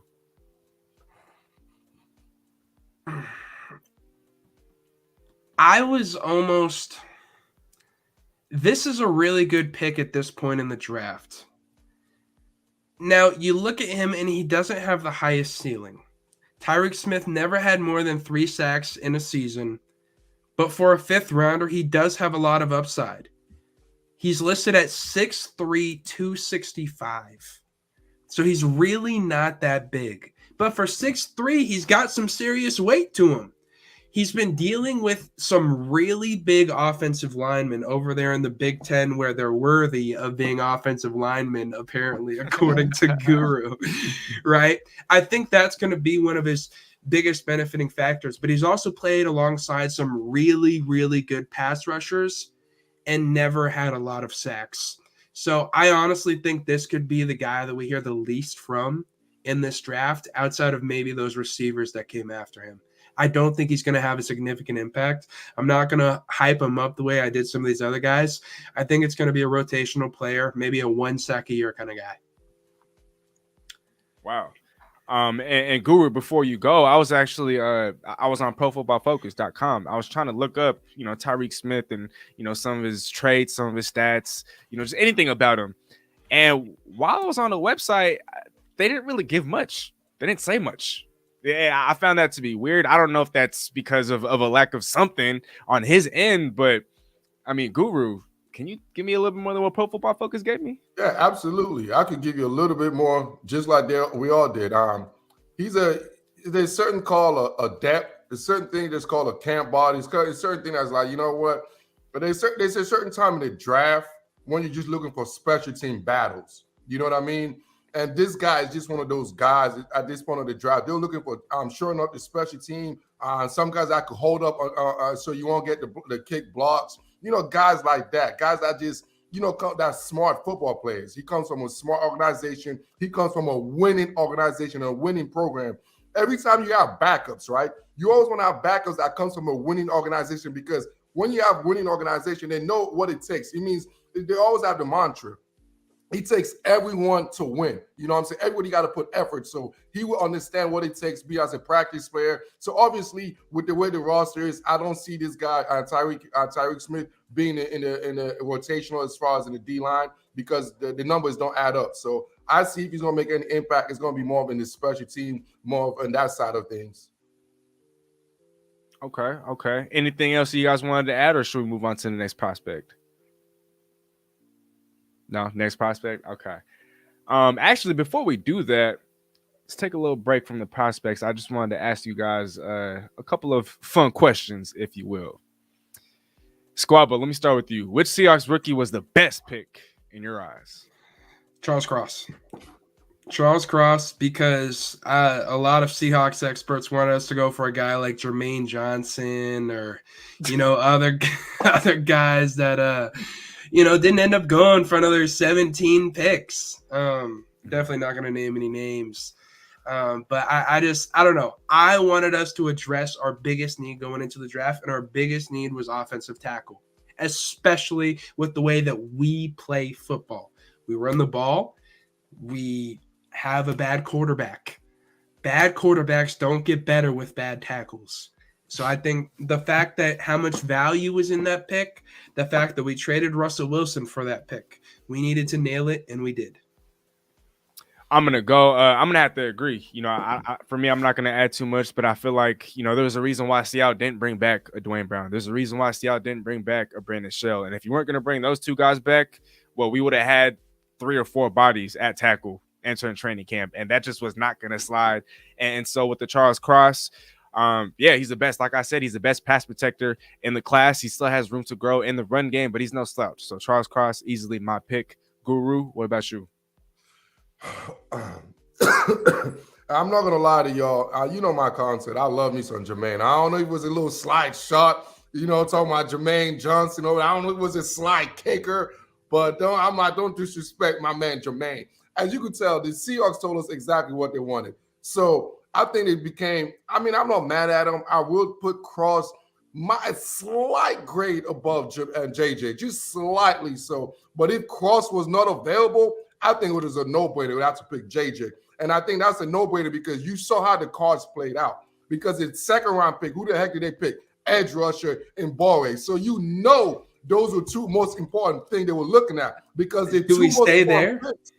Come again? I'm sorry to interrupt. Do we stay there or do we trade back and get him? Because if we trade back, I'm all for it. I'll tell you the truth. I didn't think anybody expected JJ to go jump down like the way he did. And obviously, well, and what I was hearing was that in NFL circles, nobody had him rated as high as a lot of draft or mock draft people did. What I heard was that none of the NFL teams, they were all sitting there like, oh, you really thought we were going to take him that high? You're crazy. Well, I put it like this. I know specifically 2 NFL teams for myself, 2 for sure. Because the reason why I even went and looked at JJ so early, because they were so high on JJ. So I know for 2 teams, obviously, you know, he got picked up in the first round. So 2 teams were like, keep dropping, buddy. Keep dropping. We finna come up and get your ass. Keep dropping. You know, but that happens quite a bit, obviously, with NFL. They overthink things. I'm going to be real with you. This happens to GM. Those guys, if you guys ever been in that blessing or to be in that room or have any communication with people that ever been in that situation, those guys they're panicked, dog. It's not like superhuman. Those guys, they panic. When is the seconds running down? Like they're like, boom, and they press like they just panic. There's shit like that happens all the time. So don't think it's like they did this robust GM move. Oh my God, all this paperwork. No, when it comes out, all that robust, it comes down to one guy that got to say yes or no. That's what it comes down to. One guy, not 2 guys, one guy. And most of the time, because that's his decision is on him, most of the time, they press the panic button, 9 out of 10 times. So, all in all, I love what we did as far as I think John Schneider, honestly, and Pete Carroll, and I might side note a little bit, but this is their best draft class they had since the beginning.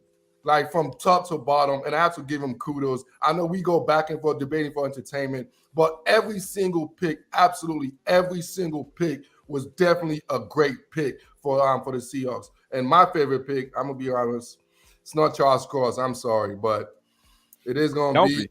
It's not gonna be Charles Cross, but I think it gotta be Boye. Boye. Is there a little bit of bias in that answer? No, it's not no bias. I'm gonna be real with you because we already know what type of offense. Like this is gonna be one of the worst. It's like I hope we guys realize it's gonna be one of the worst offensive team in like they're gonna be like bottom half of the team in the league in offensive attributes. We all used to that Russell. No, this is gonna be a luckily 17 points a game team. Like if you get to that level, 17 points, 18 points a game.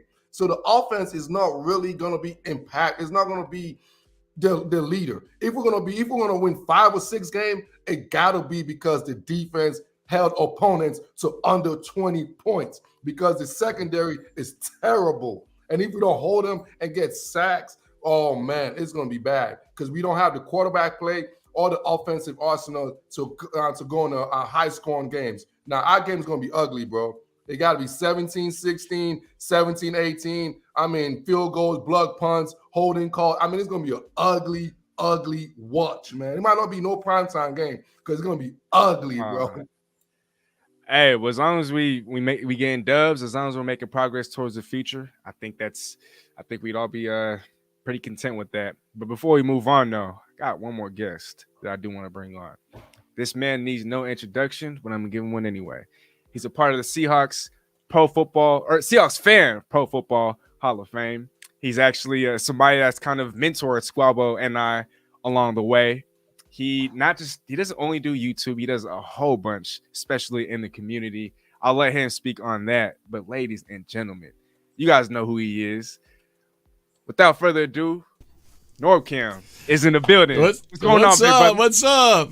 How you guys doing? Guru, man, it's good to hear you. I was actually in the car. I told Steezy that I was coming from picking up my girl from volleyball practice, so I had to listen to the show in the car. So you guys were making some great points. So Guru, it's cool to hear your takes. I know these guys very well, but Guru, I haven't had a chance to really hear from you that much. So it's great to get to meet you.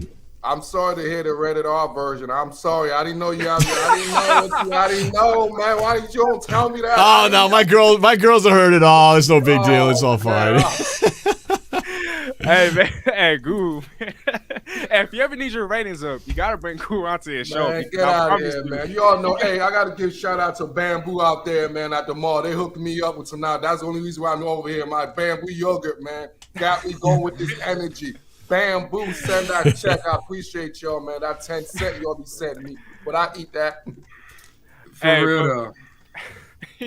All right, shout out Bamboo. Norb, I just feel a little bad, and I told this to, or I said this to Guru earlier. I feel bad because I feel like I didn't invite him to the party. I sent an invitation to the party, but because you guys came a little late, Guru, you didn't come late, but because you came a little late, you didn't get to see some of the other superstars on the show. But were you able to listen to Michael, Sean, or Corbin, or Bump while you were in the car? No, I saw that you had them on. I couldn't listen at that time, so I caught after those guys were already on. But I've heard them on when you've had them on other shows before. So it's cool that you got those guys appearing on your channel, man. It's awesome. Hey, it's all good though. I mean, 3 stars out, 3 stars in. We still got plenty of them in the building. So, hey, not a problem at all. I feel like I'm the late round pick coming in here like in the 7th round. all the first day, second day guys have been in. I was like, okay, just come in here. Yeah. Hey, you know what? The late rounders are always the Hall of Famers. That's what happens. Hey, man. Remember 2017? We had David Moore and Chris Carson in the 7th round, and I know that they're not exactly rock stars, but hey, they were contributors to the time with Seattle, man. Who knows? Chris Carson might still come back and do some damage. We'll see, but fingers crossed. Let's hope so. No, but I hate to start off on this note, and I hate to even ask this question, but I want to start with you. Wrong question. Hold on, where did that question go? Well, actually, I remember the question, so I'm not going to look for the banner. But Norb, if it applies, is there a Seahawks rookie that was your least favorite selection of the past draft? Ooh. Yeah, like I said, that's why I was comparing myself to the 7th round. I felt like the last two, we went back-to-back receivers in the end. We had Boe Melton and then Tariq Young, and I don't know. The last one, I felt like, I know it's hard to get real good value in these late picks, but you never know, right? Like I said, I just brought up the Chris Carson comparison, but I don't know. I just, Tariq Young, that was probably the one I thought, we could have probably gone some other direction, even if it's, not going to be a head turner in terms of depth. I was hoping they'd go something other than receiver, whether it's, defensive line. There's so many other areas where they've addressed pretty much everything a little bit, but you can never have enough depth on the defensive line. I just didn't feel like this Pickett receiver was going to do much for us. So I wasn't too thrilled about that one. Everything else, like you guys have said, and I think for the first time in maybe Seahawks draft history, most Seahawks fans, I think all unanimously agree that they kicked butt on this draft, right? I mean, there's not a whole lot not to like, and I think the only people who are not liking it, the ones who don't really know the Seahawks situation to truly understand what's going on, like in our backfield and the way that Pete Carroll likes to run his offense. I like that. A lot of controversy about the running back pick with going with Kenneth Walker, but I like this guy, man. I've heard people talk about comparing him to Barry Sanders. Now that's kind of reaching pretty steep there. That's kind of like people comparing DK Metcalf to Megatron. Maybe it's a little bit too high of a Detroit Lions, bar to connect to, but we had to do it. You can't count on Chris Carson. We don't even know if he's going to be able to play a single snap at all with that neck history. And then Rashad Penny, we all fell in love with what he did in that last 4 weeks of, last month and a half with the Seahawks last season. But is that the real Rashad Penny, or is the real Rashad Penny the one that we saw or didn't see for the 2.5 years before that splash of greatness. So I'm glad that we gave him that prove it contract, and that we didn't go crazy with the contract and gives Rashad Penny motivation to try to make this year something to really leapfrog into a longer term contract for next year, wherever he might end up going. But I really like this Kenneth Walker, man. I know that the guru was saying it's going to be ugly and we're going to suck and we got nothing, but I don't know. I feel like if we can actually imagine those three guys all healthy at the same time. We've barely seen the two, but can you imagine if we had all three in a healthy backfield? I mean, that would take the pressure off of the quarterback, whoever the hell that might be under center. It'll take pressure off the defense. I mean, all those things you brought up could all be neutralized if we can have a strong running game. And I know that a lot of these linemen that we got, who I'm very excited about, are great pass protectors, and I don't know how they're going to do run blocking. So that's going to be sort of see how this all develops. But if we could get the line in sync and get these three running backs on the field at the same time and stay relatively healthy, I think we could surprise some people, man. I'm not ready to write them off. But the great thing about this year is that even if everything goes completely to hell, that's not the worst thing in the world, because that just means we get an even better pick to get a quarterback for next year. So, it's the perfect scenario. If we're going to stink next year, let's pull the Broncos down with us. Let's finish last in the NFC West. If we're going to finish last, let's finish last, and let's have the Broncos finish last. And then we could have like 2 franchise quarterbacks in the draft next year. That would be pretty sweet. So, we've really got nothing to lose. If we do great, we do great. If we do terrible, then more power to us in the draft next year. So I'm kind of prepared for anything at this point. I'm excited, though.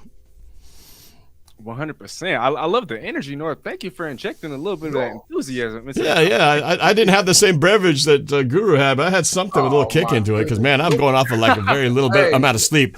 Every time I see you, Norb, it's always like I'm on Star Trek with a spaceship. I'm talking about I'm in the Seattle Seahawks spaceship, bro. I'm telling you, it's on point, man. And look, every time, and plus I know I watch your content quite a bit, so you are so vague. And I love it, the optimism, because I know the real deep inside, deep inside, you know what's going to happen this season. You don't want to say it out yet, but you know. And right now, you hoping, that's why you don't want to say it. But this is not a max might be a 6-win team. Max, and that is if we get a block punt somewhere. But we could hope for a 7-9.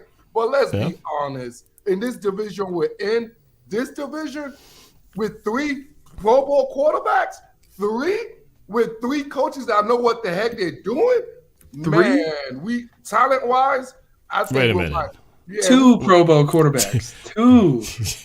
2. Hey, okay, Jimmy G just wins. Okay, Jimmy G just wins. I'm sorry.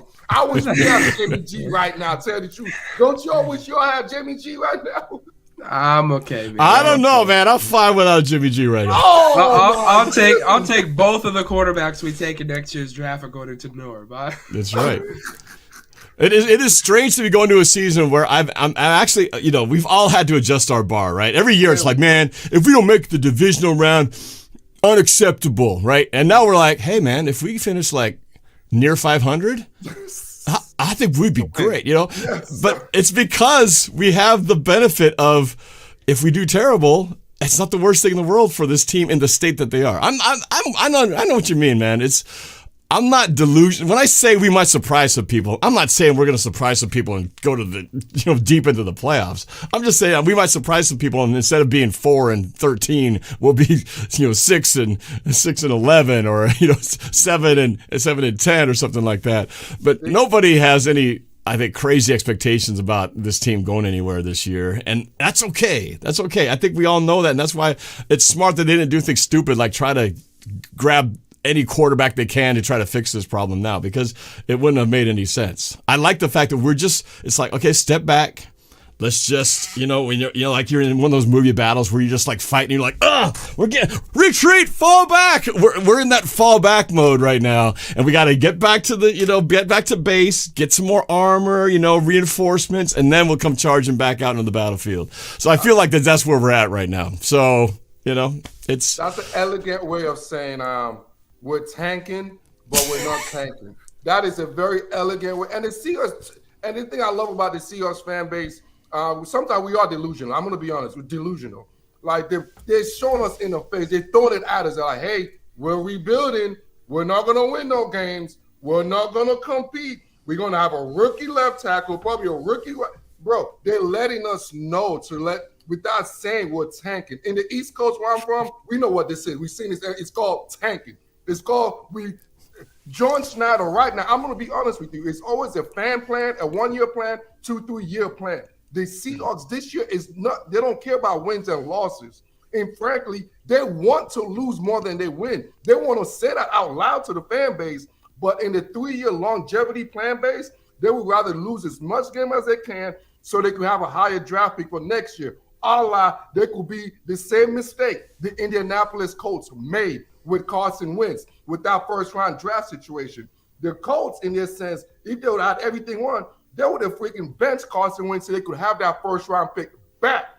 And now they didn't have a first-round pick, and we also how bad the Colts draft was. So I think in the long haul, building the organization this year as a fan base, let's hold hands. Yeah, we're going to lose. Let's us want us to lose as many games as possible because next year we already have the core group for this draft class and we get the quarterback next year. And now we'll expedite the process. But this year, let it be for everyone. Let's enjoy. Let's think about the Al Bundy days, the days we used to have Russell, the days we used to be good, and, the Lofa to Fufu days. And then in 2-3 years, we start thinking about the real Seahawks moving forward.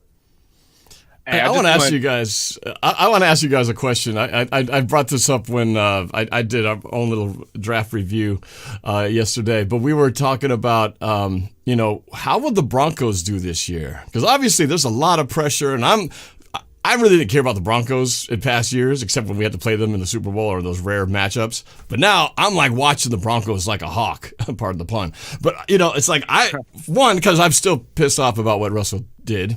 I'm sorry whether you guys agree or not or whatever. I still feel betrayed. I'm still waiting for that big long 1-page letter in the Seattle Times of the PI saying how much the city of Seattle meant to him. Still waiting for it, Russ. Where's the big letter? I haven't seen it. I don't think it's coming. But obviously with us holding on to their first-round pick, it is in everybody's best interest to root against Russell Wilson and the Broncos because the worse they do, that's even more draft capital for us next year. And I'm just curious what you guys think realistically, where will Russell Wilson and the Broncos finish in a just like the NFC West is one of the tougher divisions, especially now. So I'm just curious what you guys think. Man, I think for me, they're definitely going to have somewhat of a rough transition period. You know what I mean? Russ is going to have to, establish chemistry with the rest of the guys on offense, the offensive linemen, the running backs, the receivers. Ultimately, I do believe that they can go on a deep playoff run, but I think as far as regular season wins, I could see them going 10-7. 10-7. So I think their first round pick would probably be in the late teens, early 20s, depending on how far they do go in the playoffs. But I think for all these people, wishing that they don't succeed this year, I just don't see that happen. I think Denver, there's too much talent over there. And defensively, I think they're also underrated. They were ranked number 2 last year, and a lot of those pieces are coming back with the few additional pieces that they've added in free agency and in the draft. And so I think 10-7, 11-6, I think is the ceiling for this Denver Broncos football team. Squabba? We did NFL Power Rankings a couple weeks ago on the Bolt, and I put the Broncos, I think, number 3 before the draft, just based on momentum, new head coach, all that stuff. We saw Tom Brady and Matthew Stafford go to a new organization in year 1 and win the Super Bowl. And I think as Seahawks fans, in order to, get over the fact that we traded away our baby to Denver, that is our heart. I think it's important for us to go into next year expecting the Broncos to be Super Bowl favorites, because then if they win the Super Bowl, it's like, at least we expected it. And then if anything else happens, we benefit from it. Realistically, the bright side is that even if they make the playoffs, probability says in the first round, they're going to play Buffalo. They're going to play Kansas City. They're going to play someone really, really good that could knock them out in the first round. Steezy, you were saying they can make a deep playoff run. I don't see that happening in year one. I think their pick is going to be in the early to mid-20s, probably 21 to 23. And so that puts them at about a wild card. I think that's about a wild card exit. So I'm going to say a wild card exit for Denver. And then Guru, anything you want to add? I definitely think they're a playoff team. Most importantly, I think it's a playoff team. And I think it's more, like I said, I think the Denver draft pick is going to be more used for trade. I think wherever the Denver is we're going to compound that with wherever we're at to see what if we could get up to the quarterback, because we all know we're getting a quarterback next year. Now it's like we said. I don't think I'm just like the Seahawks right now. I'm not focusing on this year. I think it's a 4 or 5 game, 5-win season this year. I think it's them looking at the Broncos draft pick and where we finish and basically see if we need to either trade up, compound those two and trade up to get the draft pick we need, or stay in place with the draft pick we already need and then add an extra, starter per se in the late second round, which in my opinion could be one of the corners next year, because there could be some good corners, because I think that is the weakest link we have on the roster is the secondary. But I think the Broncos going to have a better record than us, obviously. And honestly, I hate to say it, but I want them. I kind of want them to go to the Super Bowl, man. I kind of want them to go to the Super Bowl. I don't dislike Russ. I know, what he did, but I do appreciate him, man. You know what? I cheer for him. Like, I really want the best for him. Because I think what he did here and what he did for everybody here, I think he deserved for us to, wish him the best. So I am going to root for Russ, and I am going to root for Denver, except when they played, the Seahawks. But actually, I am. I do like Russ. I really do. I'm not even gonna lie, Guru. I'm in the same boat, and I kind of took some flack from fellow Seahawk fans, but I'm still a Russell Wilson fan. I'm still gonna go out there and get a Russell Wilson Broncos jersey with my 40% off at Liz, just because I can. I'm still gonna get maybe a Denver Broncos cap to kind of match. Well, I don't know about the Broncos. I still wear the throwback. I ain't going that far now. I ain't gonna support the organization. I'm gonna support him. Okay, hey, but let's move on though. Squabo, I know you're dealing with a little bit of a sickness, and so I don't want to hold you for too long. Let's go back to the draft. And Guru, I am going to start with you, just because I saw in your Seahawks draft recap you were very high on our first 7th round pick, wide receiver from Rutgers, Boe Melton. And I remember you talking about how he caught your attention one day while you were casually watching a few games for one of your parlays. You talked about how he immediately caught your attention as an NFL prospect. Right then and there, you knew he was an NFL guy, despite the horrid quarterback situation, despite the lack of competition and whatnot. So give us a couple of gems. Give us some game. What do you like so much about Boe Melton, and what do you think he could provide for Seattle in year one? See, just to let y'all know, the Guru, man, I'm a lonely guy, man. I like to sit at home Friday nights and just watch films from, D1, AA, D2. That's what I do. I'm sorry. I just sit here and watch that. A couple seasons ago, I ran into Darnell Mooney, the Bears wide receiver. I was just minding my own business. I'm like, oh my God, like, hey, this dude could play. So it was the same thing situation. I was watching Rutgers, one of them random time, man, watching Rutgers, right? Because I had a little parlay going. And I didn't actually know anything about it. I had no clue. The spread just looked good. I'm like, okay, Greg Schiano. Okay, I know about Greg Schiano. Ain't no way they should lose by 50 points. Ain't no way. So I just put some money on them. So I'm like, all right, the game was on TV. And, bro, I saw the receiver. When you watch TV, sometimes if you are football fans, the TV don't lie. The eye in the sky don't lie. You see certain skill, you're like, yo, this guy just jump. He has a great straight line speed. I love the way he great deep ball catcher, right? Especially the way we have a quarterback that can throw the deep ball. He has great straight line speed. He has excellent special team. I think he was returning either kickoff or punt return. So he's also going to have that value as far as that. But honestly, I think this dude is going to stick with us. I'm not sure if he's going to be, either in the practice squad or, coming late in the season. But I definitely like his skill set. He's a home run threat, speed type of guy that could get down the field. Obviously, he's a developmental guy, but I think most people didn't really get to see because the quarterback play was terrible. I mean, the quarterback play was terrible over there, and the team was terrible. And obviously, Greg Schiano, he's a run-dominated head coach. That's what they like to do. They're going to run the ball majority of the time, similar to Pete Carroll and those guys. So, and I just feel like he's a guy that could definitely, out of the seventh rounders, he's definitely a guy that could give a guy like a Freddie Swain, a little run for his money, something like that. But he's not better than Estridge now. He's not better than him. But I think him and Freddie Swain, I think it could be a good little battle. Okay, no doubt. And Squab, this is going to be a two-part question just for you. But if you want to add any sort of analysis, any sort of insight into what you think Beau Melton is going to bring to the table in round one, and after that, if you could answer this question for me, which Seahawks rookie selection surprised you the most? Okay. So starting with Beau Melton, Guru, you built him up quite a bit, right? And then you said he's gonna battle it out with Freddie Swain for wide receiver 4, and I agree with you on that. Look, last year was not his best season.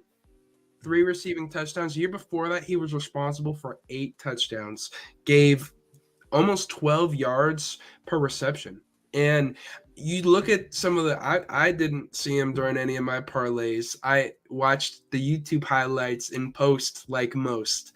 And I saw some explosiveness. I saw something that, I see him being better than Freddie Swain almost immediately. And I seriously believe that. But I don't think he's going to have a big impact in Seattle. I think he's a roster verge kind of guy. I think he's a make it on the roster, make it on the 53-man kind of guy. That's about it. Now, you wanted me to also touch on Tariq Young? You could touch on him if you want, but I asked you which rookie selection surprised you the most.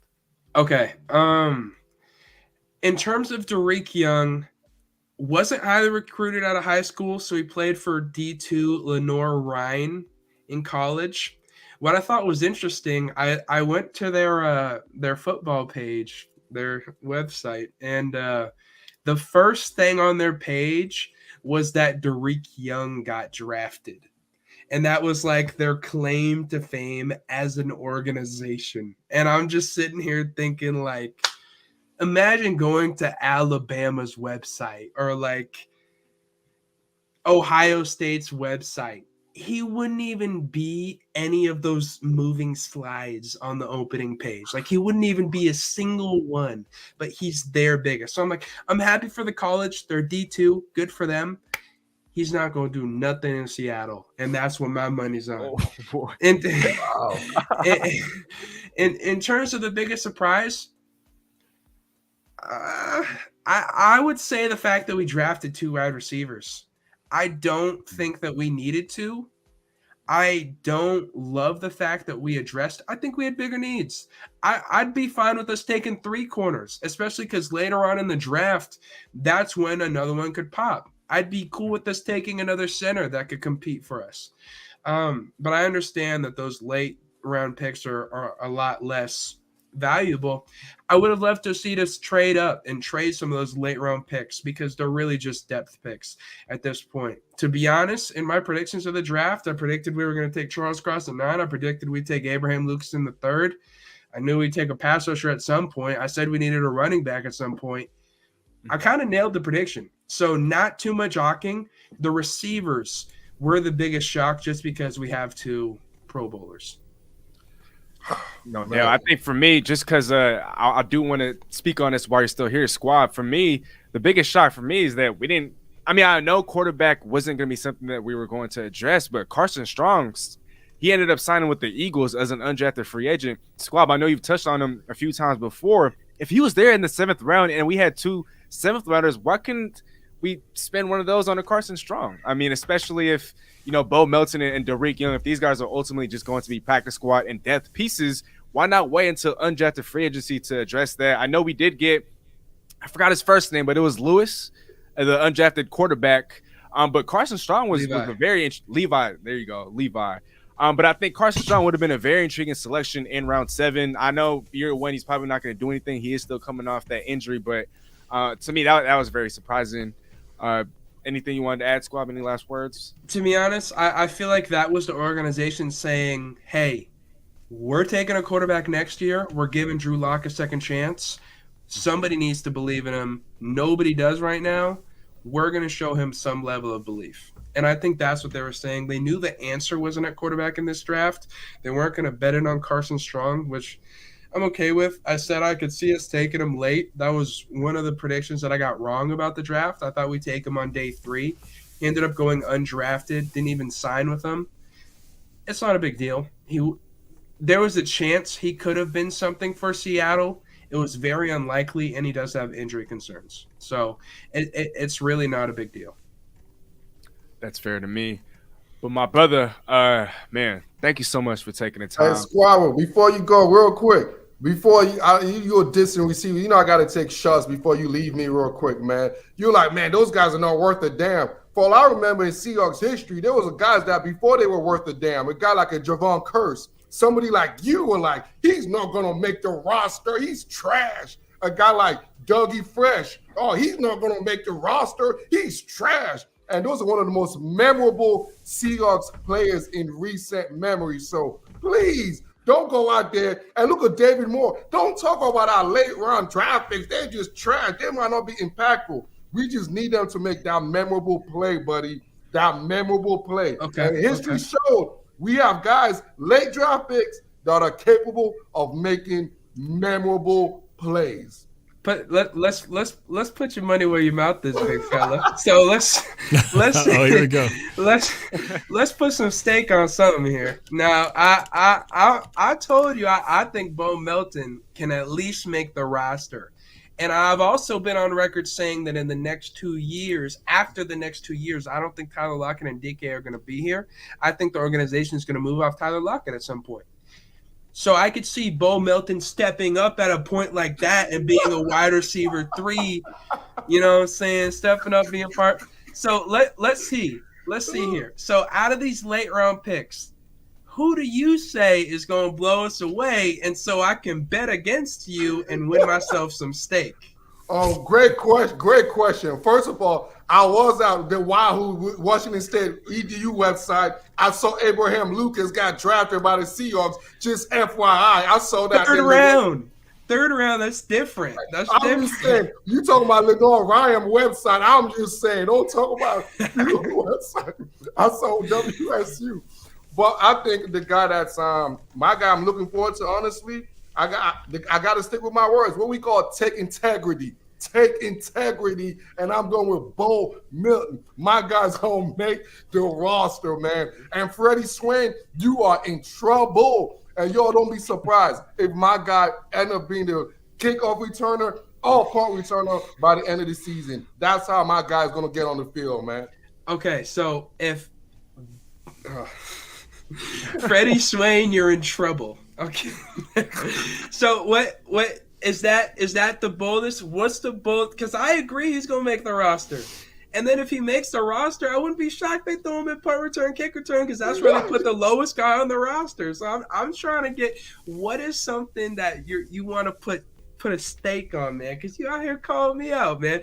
What about I'll put it like this. You said, this is what he said. I want to put a stake on this. He said Abraham Lucas, his boy, his son, you know what I'm saying? His little son, his big boy's son. He said his son, his man-child, he's going to have a 16-year career. It might even be better than Mr. Cross. And I'm like, dude, you crossed that line, man. You crossed that line with Abraham Lucas, all right? And I want to put a stake that I don't think he's going to be here longer than Mr. Cross. So okay.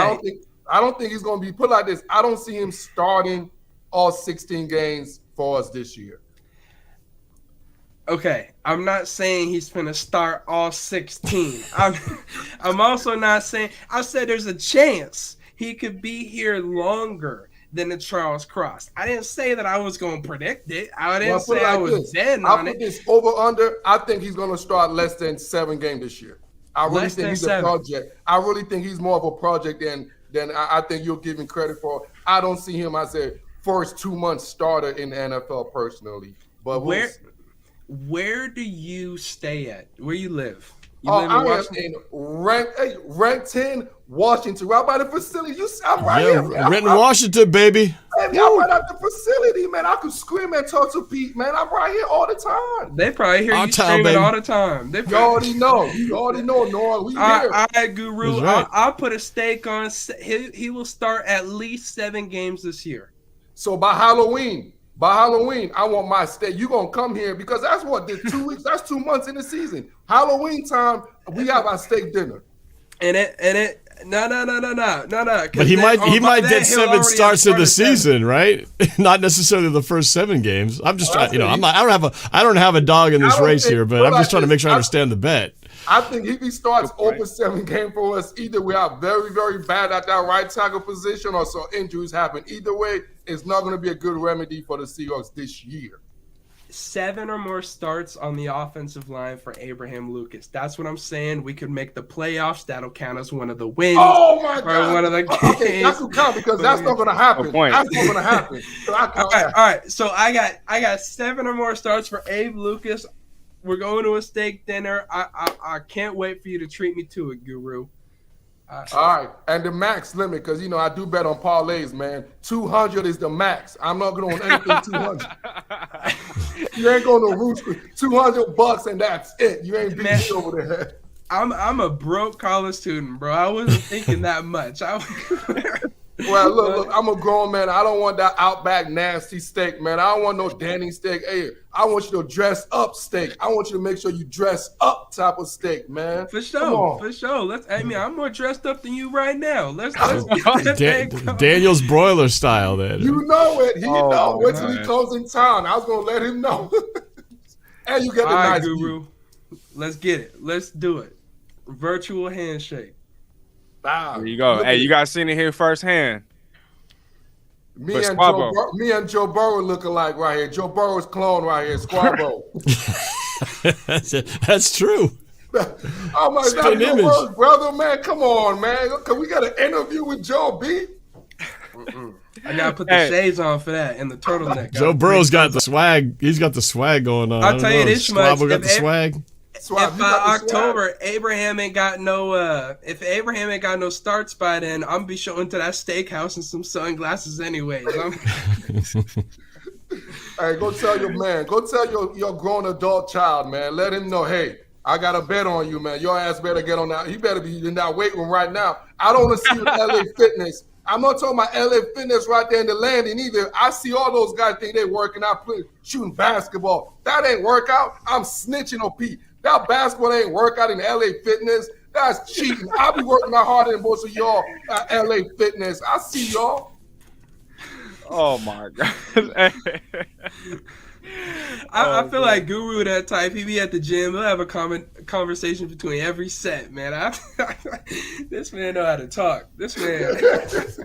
Guru, man, got me over here just sitting back enjoying my. Hey, seriously, no, I love your content. I know those guys are clown, but I've been looking.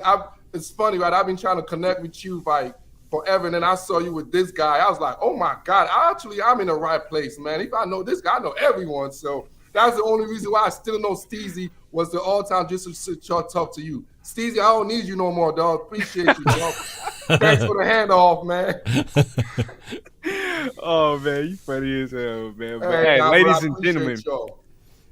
and gentlemen, please give it up for my brother from another mother, Noah Bolter, aka Squabbo says. My brother, please plug yourself. Let the fans know where to find you, what's coming up next, anything you want to tell us, tell them. Please, the floor is yours. Literally at Steezy A. Smith. Subscribe to my brother. Show him some love before any of us. He set this whole thing up. He introduced me to all these wonderful people, except Norb. But literally everyone else, like he put us on.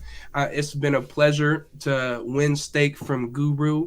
It's been a pleasure to really get to know Guru. Guru, I love to have you on my own channel. I just want to connect with you, talk some game with you. But with all the other gentlemen, from Corbin to Mike to Bump, like, it's been so much fun doing a show with you. Steezy's blowing up. He's trending the right direction. Show him some love. And then if you want to check myself out, it's at Squabo Says literally everywhere. If I ever download Tinder, I'm going to be at Squabo Says. Like, that's my TikTok, my YouTube, my Snapchat, my Twitter, my Instagram, literally everything at Squabo Says. Thank you so much. It's been a pleasure. Man, well said, my brother. I hope you have a great rest of your night. Thank you so much for taking the time and talking football for us for 2+ hours. I hope you get a good night's rest. I hope you feel better soon. And, bro, have yourself a great night. Thank you. I'm going to holler at y'all. Hey, Norb, I was in there watching your stream yesterday. You doing great. I know. I saw you commenting in there, man. You doing great. It's love, y'all. All love, brother. Be smooth. Good seeing you, brother. All right, y'all. Hey, but just because Squab's gone doesn't mean we're done. Not yet, at least. There's still a couple more questions I do want to touch on.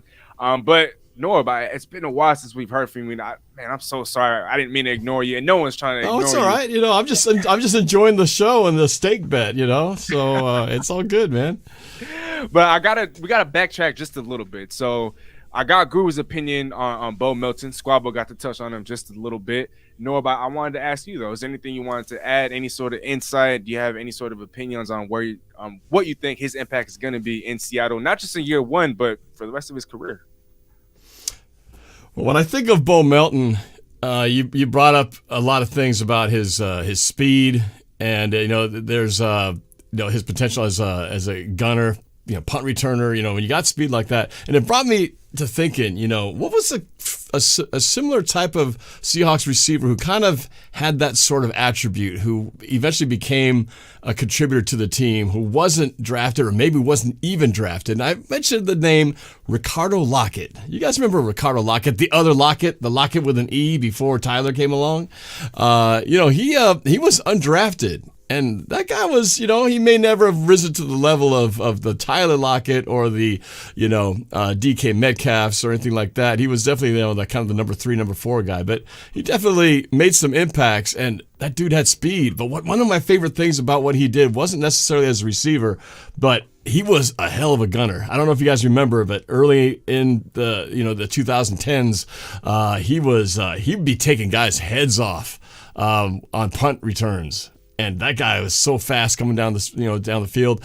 And like you were saying, Guru, that you're waiting for these guys to make a play, and maybe it isn't as their position, but some of these guys can make a living at special teams. And if Beau Melton could, even if he doesn't get doesn't challenge Freddie Swain in the receiving department, if he becomes, one of these gunners that just can get down the field and fly down there, knock the ball loose, hit the guy before he even gets a chance to catch the ball, some of those things can be game changers, man. And, this guy's got that kind of speed, I think, to potentially do that. So, that's what I'm hoping. I don't see him cracking this roster either, unless he really surprises and does something that we haven't seen. But I'm just thinking that special teams impact could be really big, and we can't underestimate the power of special teams. It's easy to kind of just think he's a special teams guy. He's not going to ever do anything special. But those guys can win and lose games for you when it comes down to those critical moments. So I'd like to see him do some Ricardo Lockett type of, use that speed to his advantage. So I'd love to see that, because I feel like we haven't seen that kind of laser, dive in and just destroy a returner type of guy in a while. I just feel like we haven't seen that. And Ricardo Lockett was the last one to really do that. So maybe Beau Melton could be that guy. Oh my God, that is beautiful. I love it. Oh man, Noah, you are talent for real. Ricardo, that's a beautiful, beautiful comparison right there, man. And it's so. You remember that, right? There were some amazing plays that he did. I also remember, ironic when you said that what hit me the first thought was he made his living being a gunner. He ended his career being a gunner. And that's when sadly that was what, and it was in a very that play against Dallas Dallas. Yeah. Jeff Heath, I'll never forget that name. Yeah. Yep, never forget that name. And you look at it, you wouldn't have thought that wasn't even a big deal. He just kind of popped him, and all of a sudden he just dropped like a rag doll. It's terrible. Luckily he didn't suffer anything worse from that. Was able to walk away from it eventually, but a sad end to his career. But again, he was one of the best gunners the Seahawks have had in recent years, and I really can't think of anyone who's been like that since he left. So, maybe that will be his role. So, that's the kind of stuff I'm excited about, that these late round guys may not be the ones to challenge in the obvious positions, but those types of positions, they can really make an impact. Definitely flying under the radar, Norb. Thank you so much for that. Guru, man, before you go, I wanted to touch on one more thing. So Seattle didn't draft any inside linebackers, right? And this can be interpreted as a sign of faith in Cody Barton, who had 18 tackles in Seattle's final 2 games last season. I thought he excelled when Bobby Wagner was out. So for the fans who aren't familiar with his game, what does he bring to the table? And can he approximate even half of what Bobby Wagner brought to the table in his last couple of years? Norb, you can answer this question as well after Guru. Absolutely not. No, he can't bring half. No. That don't even put that expectation. Don't do that to the man. All right. This guy, he's a solid player. And what's happening with him with Barton, he's really struggled his first couple of years. I remember when we got him, I was like, why we have him, But honestly, he's one of those guys you saw about what you mean development and what you mean about what Pete Carroll and them do best as far as development. So what I noticed, especially just like Penny, what I noticed with him last year, especially towards the end, was the game started slowing down for him. Like the game, he was not going everywhere. It's like he knew his keys, he read his keys, and he was very, very decisive as far as whenever he was shooting. So I think he could definitely jump. I think he could definitely compound that with this season, and I'm really looking forward to it. I really think he's a good starting NFL linebacker. I really, really honestly believe that. And I think him and Brooks over there, that's why we didn't need no linebacker. I think those two combined, I don't see anybody really they could bring in that could do anything better than what we have currently, to be honest with you, on the roster. Okay. And then, Norb, did you want to add anything to that at all? I wish I could disagree and have some kind of stake bet thing here, but I don't think we have the heir apparent. I mean, Jordan Brooks has definitely been developing. He's coming into his own. But Cody Barton, I just feel like, man, those are big shoes to fill. And Bobby Wagner, while it did feel like he was starting to get just a tad step slower, over the 10 years that he's been with us, he was still a solid tackler. And it's what he's able to, break down. You talk about two of the best linebackers in recent years, Luke Kuechly and Bobby Wagner. And Luke Kuechly is legendary for not necessarily just because of what he can do physically, but because he knew what the play was going to be before it even happened, right? And Bobby Wagner has that same sort of thing. Give him an edge on what to do, to how to react before the play even happens. We'll see. I don't think we have that sort of guy who has that in the middle linebacker position. I'm concerned about it. I was hoping that we might use one of our later rounds just to maybe address that a little bit, but Bobby Wagner being gone, I felt like we needed one more year of him. If we could have found some way to keep him for one more year, some way before he left, but I feel like he's leaving a pretty big hole, and I don't know. I don't feel like we've got the solution there to fill in those shoes. So it's going to be, but it's a different defense now with the 3-4 instead of the 4-3. So it's going to be a different, the positions and the roles of the linebackers are going to be a little different now. So maybe it doesn't put as much pressure because we don't have that singular middle linebacker anymore. So, it'll be interesting to see how they work these guys and how they handle coverages and things like that. So, I'm hoping that the coaches can find a way to scheme this up, because I think talent-wise we're definitely, taking a big step back there. Definitely behind the 8 ball. I'm not even gonna lie, but I will say this: I'm a little higher on them than you guys, but I guess only time will tell. But Guru, OG, my brother, please.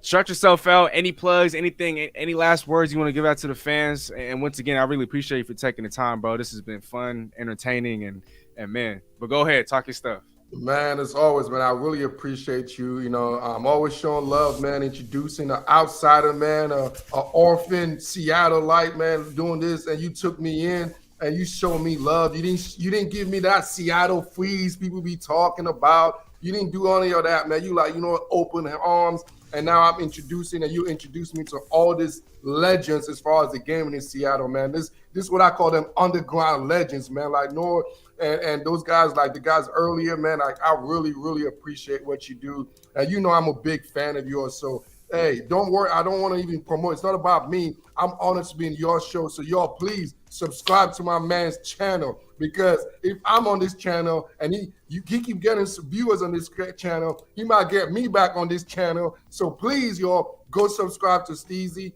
and y'all will find me. Don't even worry about me. Go subscribe to Steezy and y'all will find me. Trust me and believe. Man, that's love, man. That really touched me in the heart, bro. Thank you so much. As you guys can see down here below, at Guru's Film Room on all socials and at World of Sports Network on YouTube, since he didn't want to shout himself out. But, man, thank you so much, bro. I really appreciate that. I hope you have a great rest of your night. And, man, I look forward to chatting up again soon. Yes, sir. Bamboo, send that check, baby. Send that check. I send it that 10 cents. Send that check. Sponsorship, man. Oh, man. Hey, have a great night, brother. Nice talking with you, Guru, man. You too, brother. And then Norb, it's just us two now. And then there were two.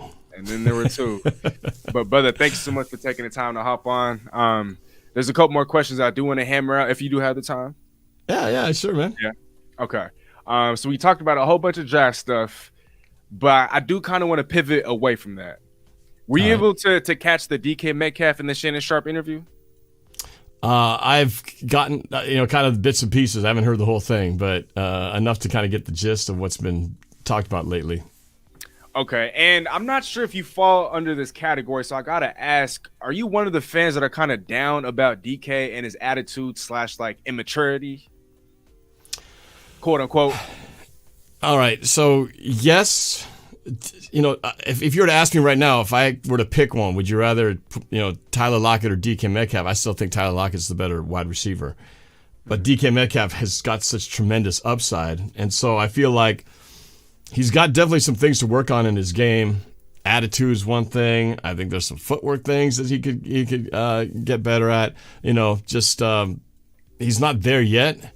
But I do want the Seahawks to sign him and extend him. So all the buzz about him talking about, I think I'm going to be here. We're working on getting something done. The Seahawks are saying they want to get something done. I felt like, hearing all that, I was getting all this, shell shock of remembering what they said about Russell, because I felt like I heard this before, right before Russell left us. So I'm a little nervous when I hear them talking so up about, we're getting something worked on. He's going to be here. But I'd like to think that he will be part of the plans. I mean, and whoever they get as a quarterback next year, he's got to have a receiver to throw to, and you want to have, you want to have some stars on this team. And a guy like DK Metcalf doesn't come along very often. So yes, he has some things to work on, but I think he is worth the gamble of spending. We have to put big money up to keep him here. I'd like to think the Seattle Seahawks are ready to do that. I want them to do that, and I'd like to think that DK will continue to work on his game and, potentially become that great receiver we all want him to become. He's already really good. We've seen the stats, but we all know that he's already to this level, and he's really, really good. But we want him to be great, and he could be really great if he cleaned up a few things, inside here, and, a few of the just technique things. But I want him on this team for the foreseeable future. Oh, 1,000%. I mean, and speaking of mental, or how would I phrase it? Speaking of the mentals, I think with DK Metcalf, my biggest takeaway from the whole interview was, remember how they kind of got into this back and forth, DK Metcalf and Shannon Sharpe on Twitter? It was after the Pittsburgh game. DK, I guess, tried to make that hero play. Right. Yeah. And so I think with DK hopping on and kind of squashing that beef, if you will, with the Shannon Sharpe, I think this helps, especially to those people who still kind of look at him as an immature guy, or as a guy that, has character issues or whatnot, obviously, quote unquote, because I don't feel that way, but I feel like it's a step in the right direction. And I definitely feel like with DK Metcalf doing that, he's talked about wanting to be a leader for the Seattle Seahawks. Well, this is what a leader does. They own up to the mistakes, and they're looking to squash, beef, because leaders don't get into beefs or whatnot. And so I think with DK Metcalf, we're starting to see him get older. We're starting to see the leader, or that version of DK, grow up before our very eyes. And so one of the reasons why I even brought this up to begin with was just because I thought that I don't know. I'm putting a little bit more weight on it than others are, but I just thought that was a great sign. I feel like in his development, and not that I wasn't hesitant to give him the money before, but now more so than ever, I'm just like, yo, pay that man. I mean, he definitely deserves it. And I'm seeing growth not just on the football field, but off the field as well. And so that's kind of how I feel about that. But while we're still talking about DK, his best friend, A.J. Brown, did sign a massive 4-year, $100 million contract extension with $57 million guaranteed, and makes him the 4th highest paid wide receiver in terms of average annual value and in terms of guaranteed money. He's the 7th highest paid wide receiver in terms of guaranteed money. Let's talk about DK's contract. You already talked about how you want him to remain in Seattle. Now, I don't think he's going to be touching Devontae Adams or Tyreek Hill money, but if you had to put a projection on his contract, Norb, where would you go? It's gonna be overinflated than it should be. He's gonna get overpaid, and it's just the way the market is right now. Yeah, he shouldn't get Devontae Adams money or Tyreek Hill money because he's not there yet. He hasn't hit that ceiling where he's in that upper level. He's in that tier down below, but that still is not going to prevent him from getting paid because it's like houses in the Pacific Northwest right now. You're paying for houses that you could buy for a third of the price in Las Vegas or some other market. But if you buy it here, you're getting this, not so great house, but it's just because the values are just high. So the market's going to be higher than it should be. It's great for DK. DK's just watching. He's just sitting back going, oh yeah. Keep it coming. Keep like watching the stock market and everything just keep going up. So it's great for him. He's going to get paid. What's the contract going to look like? I mean, I think as far as the per year, I don't think it could be any less than, it's going to have to be at least 23 per year. And of course, I know that there's the per year, there's the total, and then of course the guarantee is all that really matters because all that other stuff can kind of go away in the end when when it comes to NFL contracts. But I mean, I think on paper it's going to look pretty close to a $95 million over 4 years with a guarantee, in the 40 range. I mean, it's going to be up there. I think the AJ Brown level is going to be pretty close to that because somebody's going to pay. If it's not the Seahawks, somebody else will. And maybe they don't know his attitude things as much as we do, and they just see the speed, they see the size, and they see kind of just the numbers, and they might don't even realize any of his shortcomings as much as some of us feel like we do. So I feel like it's going to be very similar to an AJ Brown type level. It won't be as high as the Devontae, but it's going to be it's going to be up there. And I just hope the Seahawks are prepared to pay it because if not, somebody else is going to. And I just fear the whole.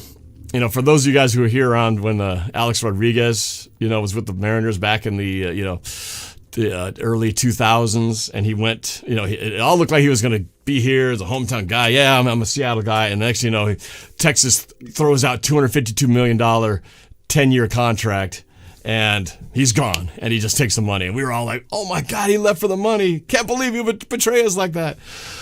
So I hope it's not like that. I've seen these situations before and been burned as a fan, so I hope that everything they're talking about is true, that when DK says, yeah, I want to be here, we're working it out, and when Schneider and Carroll say they want to keep him here, I hope this time they really mean it. Well, Norb, I think I'm a little nervous too, just because, I mean, like we all heard before Russ was traded, we have no intentions of trading Russell Wilson. And obviously, that is coach speak to a certain degree, just because if you were going to trade a player, you're not going to go out and tell the media, oh yeah, we're going to trade, this guy, or oh yeah, and we're planning on trading this guy. And so I understand that, but I think with DK, look, Seattle, who else do you have to pay? I mean, last time I checked, there's only 2 guys with a cap hit north of $10 million, and that's Tyler Lockett and I think Poona Ford. And so we're flushed with all this money. We're not going to have Russell Wilson's dead money on the books anymore after next year. We're not going to have any more of Carlos Dunlap's dead money. And so Bobby Wagner's gone. Wagner's gone. And so even if we were to bring in a rookie quarterback next year, we're going to be paying him rookie money for the next 4 to 5 years. And so contracts can be structured. There are cap mechanisms. You look at Tyreek Hill, for example, it looks massive on the surface, but in reality, it's actually a 3-year, $72 million deal, because after 3 years, the guarantees are done. No more guarantees. And as you know, when there's no more guarantees on a player's contract, he can be cut, released, traded, and there's nothing done to your team's salary cap. And so with the DK, we could structure it so where, okay, we could front load the contract. Maybe in the first 3 to 4 years, you know, he's going to get the majority of the guarantee money there. And then once we have to pay that rookie quarterback, DK is not going to be taking up so much money. And so I don't have a problem with that. Now, as it pertains to his contract, I actually think he's better than an A.J. Brown. And so I think he's going to get slightly a little bit more than an A.J. Brown. I'm going to project 4 years, $104 million, $60 million guaranteed. It'll put him, it'll make him the 4th highest paid in the NFL after Devontae, Tyreke, and DeAndre. DK will be 4th, and then A.J. Brown will be 5th. But who knows? That could change with Deebo Samuel. I don't know if he's going to be traded. We don't know if he's going to stick around. But what I do know is if we were going to trade DK, it's probably going to be next year just because the draft is already come and gone. You know, if we're not going to trade him this year, I mean, we're not going to look to trade him for future draft picks.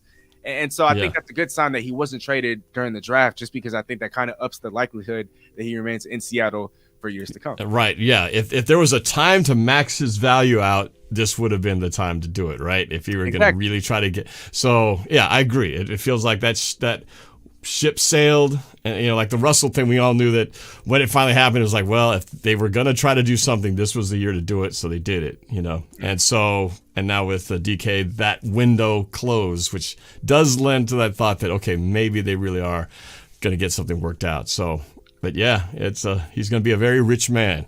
But I agree with you, backing up on your point about the leadership thing. Because I was wondering that question with Russell gone and Bobby gone, who are the leaders on this team? You know, you look around and you think, man, there's a lot of new faces. You know, you think, okay, Jamal Adams, can he be a leader on this team? He's a vocal guy. He talks a lot, but I don't really look at him as like the leader, you know. So on defense, I'm still wondering who that guy is. I'm thinking Quandre Diggs maybe fits that, is the first name that comes to mind that probably makes the most sense with a lot of young guys now. And, you know, he's kind of like the old vet in the room, you know.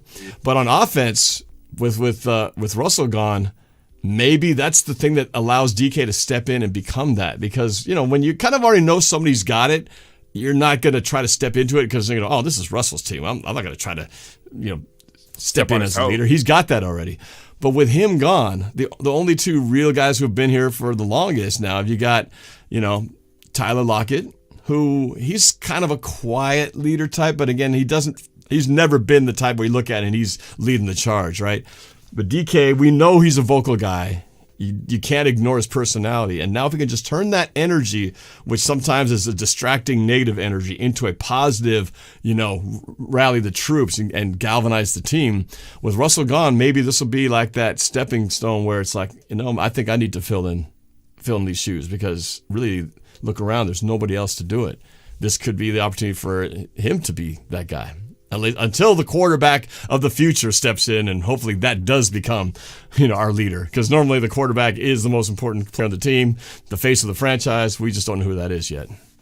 And I think a positive is that DK is willing to embrace being a leader. I think the first step to being a leader is being able to embrace that, or willing to be a leader. And I think we've seen signs of that from DK Metcalf. He's talked about it. We've seen it on Twitter. We've seen it with his interview with Shannon Sharpe. So he's willing to embrace that. I think he's definitely passed, you know, the first couple of steps of becoming a leader. And so we're seeing a whole bunch of positives, and, you know, who knows, maybe he ends up being a better leader than a Russell Wilson.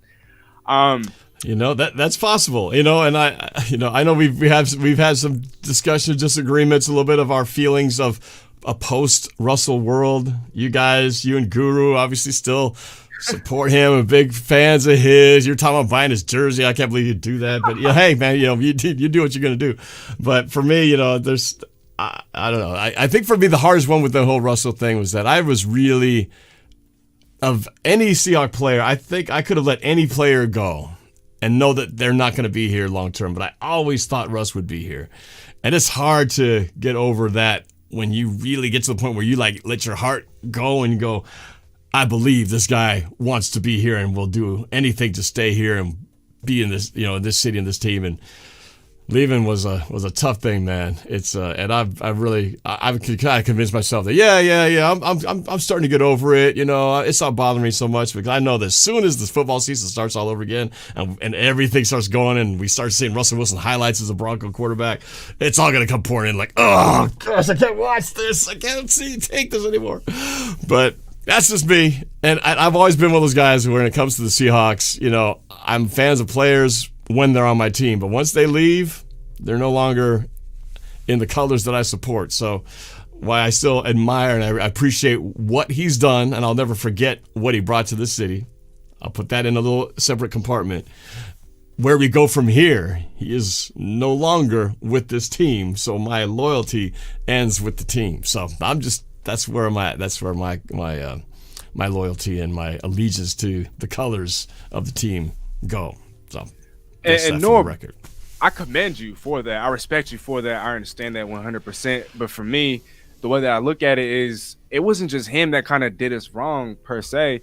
Seattle, I don't think we did him any favors. When he wanted the team to be his, Seattle or Pete Carroll kind of rejected that notion. When Russ wanted a little bit more control, Pete rejected that. When Russ wanted a little bit more say over personnel moves, Pete rejected that. When Russ wanted, more control of the offense, Pete rejected that. When Russ wanted more offensive line help and whatnot, Pete kind of neglected that. And so, obviously when a divorce happens, it's both sides playing a part in the divorce. It's not always going to be one-sided. Sometimes it is, but the way that I look at it is Seattle failed Russ and Russ also failed Seattle. No, I understand that. I've thought a lot about it, that there's two sides to it and everything. And, and our hands have been tied, though. This is the first time in 12 years that we've been able to draft higher than, number. I don't know what the highest had been, but we've always been on the bottom end of the first round. And it's hard to get those premier guys. And I know we could have done it through free agency. There are other moves we could have done to improve the line and those sort of things. But I don't know. That's why I'm very curious to see how the Broncos do, and a lot of it why I don't want to see them succeed, because if the Broncos do succeed and they go to the Super Bowl and they win it all, it's going to be the stark reminder that, well, apparently whatever the Broncos did with Russell was much better than what we did. So we didn't utilize his talents like another team did.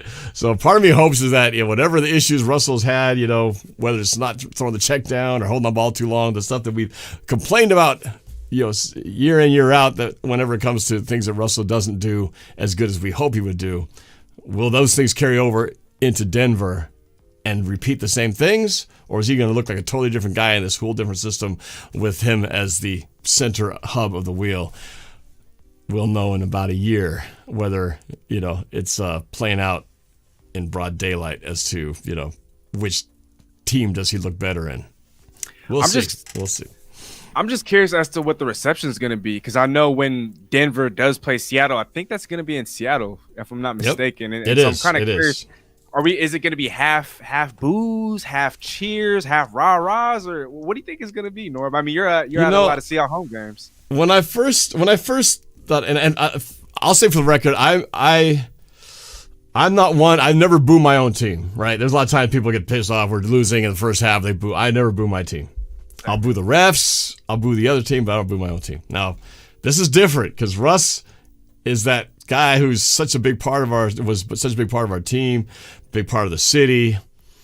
When he comes back and he steps on that field for the first time, I know he's going to be greeted with both. There are a lot of people who still love him, just like you guys, and there are those of us who feel a little bit, bitter about the whole thing. My feeling is that the cheers will override the boos. It'll be something like a 70-30 ratio of cheers to boos is what I'm thinking. There'll be some, that they're going to express their unhappiness with it. But I think for the most part, it's going to be mostly a warm welcome. I'll say it already. I'm not going to boo Russell Wilson, because to me that would be like disrespecting what he has done here. And I cannot, even as much as I'm bitter about how it ended, you got to appreciate what he did do while he was here. And I'll never forget the 10 years he was here were some of the best years of our football experience. And he was a big part of that. So I'll hold on to those dearly. But moving forward, I will give him that respect. But I will be inside hoping that the Broncos and him don't succeed more than he did here. So that's my feeling on what the return will be like. But it'll be interesting. We find out next week with the schedule coming out on the 12th. when that game happens. If the NFL's smart, they would schedule that game early in the year, make it a primetime game in September, because at that point, everything's fresh. The teams don't have their records set yet, so everything's kind of up in the air. The Seahawks fans will still have hope. Broncos fans will have hope. Everything's like fresh. But if you wait till like December or November, by that time, the Seahawks, who knows what their record's going to look like. The Broncos record will be what it is, and it may not be quite as sexy of a rematch if all things are kind of clear where we are in the season. But I think in the beginning, when everybody's early and it's like the first 1 or 2, 3 weeks, everybody still has hope and everything feels like it's all like, yeah, we could go all the way still, you know. And so I hope the NFL puts that game early, but we'll find out next week. I'm sure it'll be prime time. How can you not make that a prime time game? Has to be Monday night, Sunday night. It's got to be one of those games. No, all I know is for sure I'm going to be there and I'm going to be cheering as hard as I can. Not just for the Seahawks, but for Russ as well. So be prepared. Well, all right, cheer really loud when he's under center, because we will all need to make a lot of noise when he's under center. So, yeah, you do that. You do that, man. when the Denver Broncos have the ball, you cheer as loud as possible. Go, Russ! I love you! And do it really loud as possible. I encourage everybody to do that. Try to mess up the communication just a little bit. Oh, yeah. Yeah, that might happen. I mean, we're only known for doing just that. So, Russ, I think he knows what's coming to him. But Donnie Pearson in the chat is agreeing. He said, me neither. And, Donnie, if I haven't already addressed you, we do just want to say good evening and thank you for taking the time to tune in. But, Norb, enough about Russ. I mean, we've been talking about Russ a little too much. I'm going to wrap this up, though, shortly. But before I do that, I wanted to ask you one draft question. Which Seahawks rookie would be the best player in the class 3 to 5 years from now? This might be too easy of one, but I feel like it just made so much sense. But that first pick was just when we had this draft and when Russell was gone, I thought, you know what? If for nothing else, I want to have the tackle of the future in this draft. I want to feel like, okay, we found our, maybe not Walter Jones, but we found our Russell Okung. You know, the guy who you can go, we're set now. I don't have to worry about trying to get Dwayne Brown for another year so we can, you know, hang on to his career and we'll fix it next year. You know, I don't want some guy that's like a so-so, plug him in, let's hope it works out. I want that guy where you go, this dude is solid. He's going to be there. Whoever our quarterback is, he's going to be well protected, and we don't have to worry about that position anymore for the next 4, 5, 6, 7 years. So I'm hoping and I'm counting on that this guy is going to be the one that's going to be, you know, starting. He's going to be solid, and we're all going to be, you know, after his rookie deal's done, yep, get him in here, get him for the next 10 years, for crying out loud. This guy's great, and he'll just be here for the rest of his career with the Seahawks. So I just hope that Cross becomes just this household name right from the start, and we just go, thank God we could forget about left tackle for the long, long time here. So that's what I'm going for, man. That's what I wanted. I wanted this draft to produce that, and I feel like they made the right move, you know, getting that early, and I just want that to be the name. I want that, you know, Cross to be a name that we just keep saying for many, many years, and we don't even have to worry about it. Like the good old days of Walter Jones. Walter Jones, we may never see a Walter Jones as great as he was. I mean, that dude was so automatic. It's like he was impenetrable, which is a shame they never won a Super Bowl here. It's a damn shame with that line that line never got to have rings. But he was so good. It's like you could count the number of holding penalties on like 2 hands in his entire career. He was so good. And man, we may never see the likes of that. But if we get somebody at least who's here for the long term, who you just know you can kind of count on, if Alex Cross can just be even the shadow of Walter Jones, that would be pretty damn good. So that's who I'm counting on. He has to be that. That is what I wanted from the beginning of this draft, and I think they picked right. No, but outside of Walter Jones, I mean, I don't think I've ever seen anyone rock a Seahawks offensive lineman jersey. Would you be willing to go as far as copping a Charles Cross jersey, number 67, and rocking it on your back? Oh, man. Right now, I'd say probably not. But now that you challenge me to it, I might have to like think about it and like, you know, that'd be like wearing a Kickers jersey, right? Nobody ever gives, or wearing the punter's jersey. Although some guys actually, I've seen Hauschka's and a few of the Well, now Michael Dixon, and before that, what was the punter before Dixon? John Ryan. Number 9. John Ryan. That guy's hilarious. But yeah, you're right. You never see offensive linemen, with the exception of the Hall of Fame type guys. But man, maybe if I had some extra, Christmas money, I might I might make that move just to prove that this is what I was hoping for, that we get this Christmas present of a long-term offensive tackle to last for years to come. So I will think about it. Now that you planted the seed, I'll be thinking about it. See what jersey number he gets and see how that might look. 70 something, right?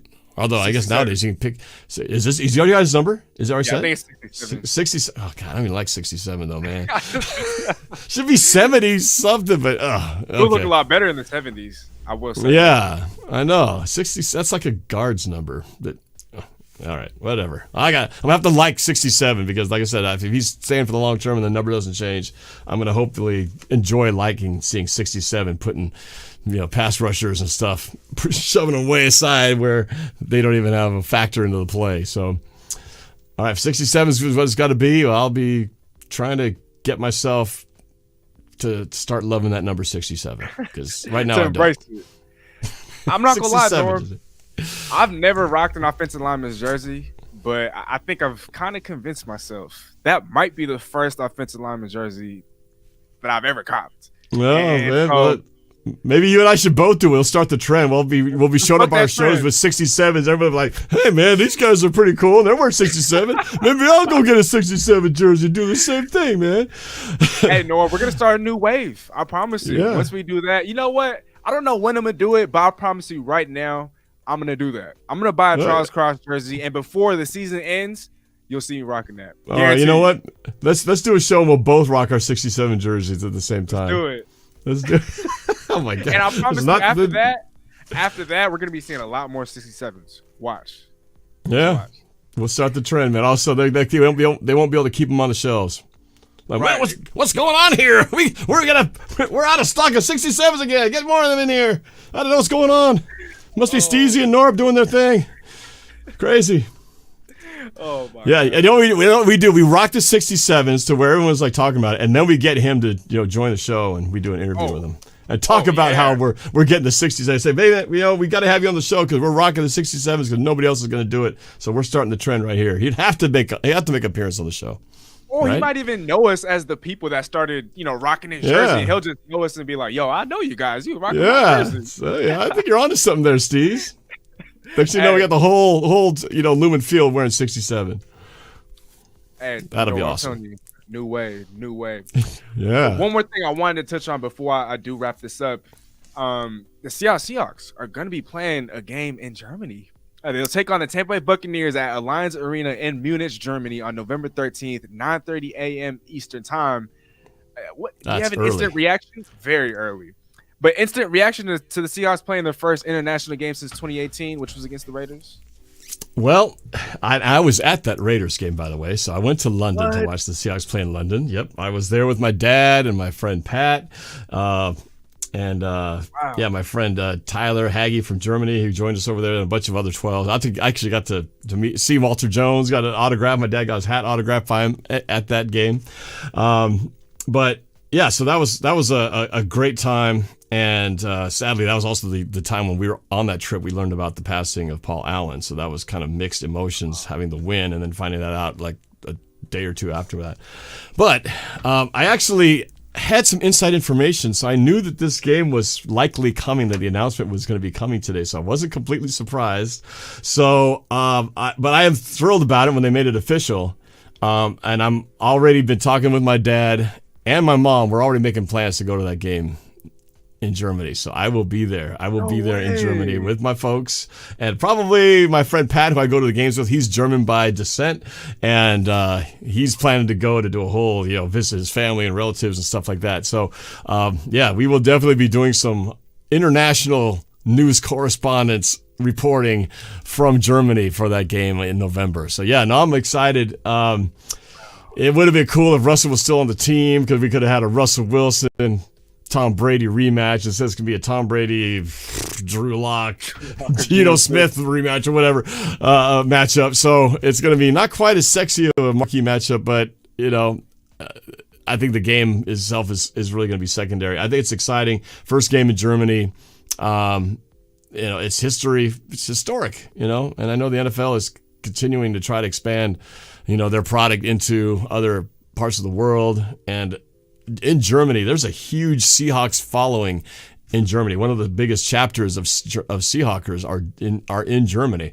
And so those guys are crazy about the Seahawks. And when I went to go see the Raiders game, that stadium was filled mostly with Seahawks fans. I mean, it was just, I couldn't believe. I was like, man, Europe loves the Seahawks for whatever reason. And a lot of them are in Germany. So that game is going to be, even though it's going to be Tampa Bay, I think there's going to be a ton of Seahawks fans and a lot of them German local fans who are going to be piling in there. But yeah, and I'm excited. It's going to be a lot of fun. It's going to be weird time zone. Yeah, it's 6:30 in the morning here in Seattle, but other side of the world, it'll be your typical afternoon type of game. But yeah, I'm excited. I've never been to Germany. My dad went there for a couple of years back after he finished college, and he hasn't been back since. So as soon as I floated the idea, I said, "Dad, Seahawks are playing in Germany this year in November. Do you want to go?" And he was like, "Yes, let's make it happen." And next thing I know, my mom's on board as well. So yeah, so we're gonna definitely go. So I'm excited for so many reasons, but yeah, to see the Seahawks play in a foreign country, in a place I've never been to, I can't wait. It's going to be exciting. Wow, no, oh my gosh! I mean, I can't even think about going there because I still need to renew my passport. So once I do that, yeah, thanks for reminding me. I got to double check and make sure mine's current as well because that can throw a kink into things. That's what I'm saying. But yeah, so I think that's like right around week 10. So we'll kind of know by then if Seattle's going to be, in the hunt for the playoffs or if we're going to be in the hunt for a top 3 or top 5 pick. I think that's definitely going to add to the intrigue, of the matchup. Sure. But I have been on record saying that I think Seattle could be a sneaky team, a playoff contender in the NFC just because the state of the NFC is so weak. I mean, outside of the Buccaneers, Rams, and maybe the Saints and the Packers and Eagles, I think there's a whole bunch of pretenders out in the NFC. And so I know we do play the gauntlet that is the AFC West, but I think outside of quarterback and maybe cornerback, Seattle is set at a lot of positions. And so if Drew Lock even is average or Geno Smith is even average, I think we could be a dark horse team to make the playoffs. What I'm hoping is, and I said it earlier, I do really think that if our running back stable is a healthy one, and if Chris Carson somehow by some miracle is able to, bounce back from his neck surgery and is able to compete and play the way he has, I would love to see those three guys, three-headed monster in the backfield. Because I think those three playing together, giving each other's, saving the wear and tear so that each one is kind of taking the load. That's a deadly combination. Rashad Penny's speed, and then with Carson with his style of running, and with the new guy, man, if he can go in there and do anything close to what they're talking about, making comparisons to Deion Sanders, or not Deion Sanders, but Barry Sanders. The running game, man. I mean, that's kind of what it's got to be because we can't rely on the quarterback play. I think what we want to do is if our guys can, whoever it is, whether it's Geno Smith or Drew Lock, if those guys can just be game managers and be those things that we didn't see Russ do, which is throw the 5 yards down the field, hit the guy for 5-10 yards, and just keep drives moving. He doesn't have to throw 50-yard dimes. Those are nice, but it doesn't have to be that. And if you got a good running game, they can just complement each other. And next thing you know, it's like, wow, damn, Seattle's got an offense and Russell Wilson isn't running it. I could see this offense actually being able to do something even without a franchise quarterback if the running game is what we're talking about. Now, if the running game is not, it's going to be a long season. But like I said, if we can run the football, I'm a strong believer that if we can get that combination of guys out there and stay healthy. That's the thing. Our running backs have not been able to stay healthy for the last several years. So this year they could somehow do it. And if the new guy comes in here and does something special, I think we could, like you said, I think we could be surprisingly competitive when everybody's expecting us to be a 500 or worse team. No, we're going to be feisty. We're going to be one of those teams that nobody wants to play. We're going to be one of those teams that, we're going to be a thorn in the side of a lot of people, a lot of teams. And so I believe that wholeheartedly, and I feel like if our running backs are able to stay healthy, we can make Geno Smith look better than average. We can make Drew Lock look better than average just because a great ground game is a quarterback's best friend. And so he already has a DK and a Tyler. And you know this, but when we won that Super Bowl against Denver, Russell Wilson wasn't anywhere near the superstar that he is now. And so I know the defense was elite. We don't have a Legion of Boom. We don't have an elite defense, but we did have beast mode. And so if this defense can continue to take strides, moving forward, man, I think by year 2, year 3 of the non-Russ years, I think we could very well be a threat, regardless of who's playing quarterback. Yeah, no, I agree. I think about that about Super Bowl 48. Russ, he'd done a lot of great things in 2012 and in 2013. The Super Bowl really wasn't a great game for him. He didn't really do that much. It was really the defense and special teams. Because, I think we had one rushing touchdown. Wilson got the last 2, but they were kind of like garbage time touchdowns. But, in the beginning, we were actually struggling because we had so many times options to score. We had to settle for field goals. That's why it was only 8-0 because it was basically a safety and 2 field goals for the first almost half of the game. And it wasn't until we got the pick 6 and then the kickoff return for a touchdown. That's what blew the game wide open. So it's defense and special teams. The offense really didn't do much. And I think we did have a Marshawn Lynch touchdown sprinkled in there for good measure. But it wasn't anything that Russ did spectacularly. But the defense definitely rose up. And like I said, special teams, that's that kind of X factor in all this. But if we can run the football and just not make mistakes and just be efficient. I think that's the thing. It doesn't have to be spectacular. It just has to be efficient in terms of turnovers and just converting first downs. And, we got a lot of weapons, tight ends, receivers, running back. We got, this whole influx of linemen. So I think we're in a spot where if there's an opportunity for Geno or Drew Lock to succeed, they both have a lot of good things around them to give them the best chance that they got. Now let's just find out what they can do. And we saw Geno, he can do some good things, right? He had a chance to win a couple of games last year and it just fell a little bit short. But, we saw what he did when he first came in that game against the Rams, was moving the ball down the field and got the win against the Jaguars, and he could have beaten the Steelers, but and the Saints, he threw that opening. I got to post a couple of videos on my Instagram channel just of the Geno to DK plays. He had one touchdown against the Rams. He had that opening touchdown or early touchdown against the Saints that went for like 60 or 70 yards. But he's not terrible. But I'm very interested to see what Drew Lock can do because he's like the big mystery. Is he really as bad as everybody says, or is it really this upside that nobody has seen, this untapped potential that the Seahawks seem to be in love with?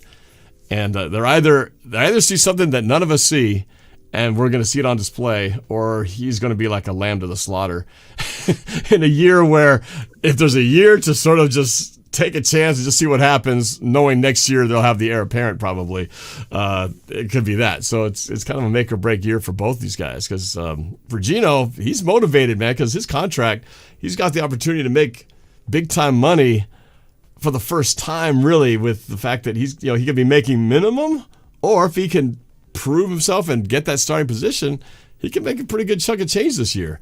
So it's kind of up to him. So I like the fact that he's going to be motivated to try to, do some great things, because if he does, he gets paid, not levels of quarterback pay that everybody else is getting. But for him, this would be a huge opportunity that he's never had because he's been living in the shadows of Russell Wilson all this time. Finally, that shadow's gone.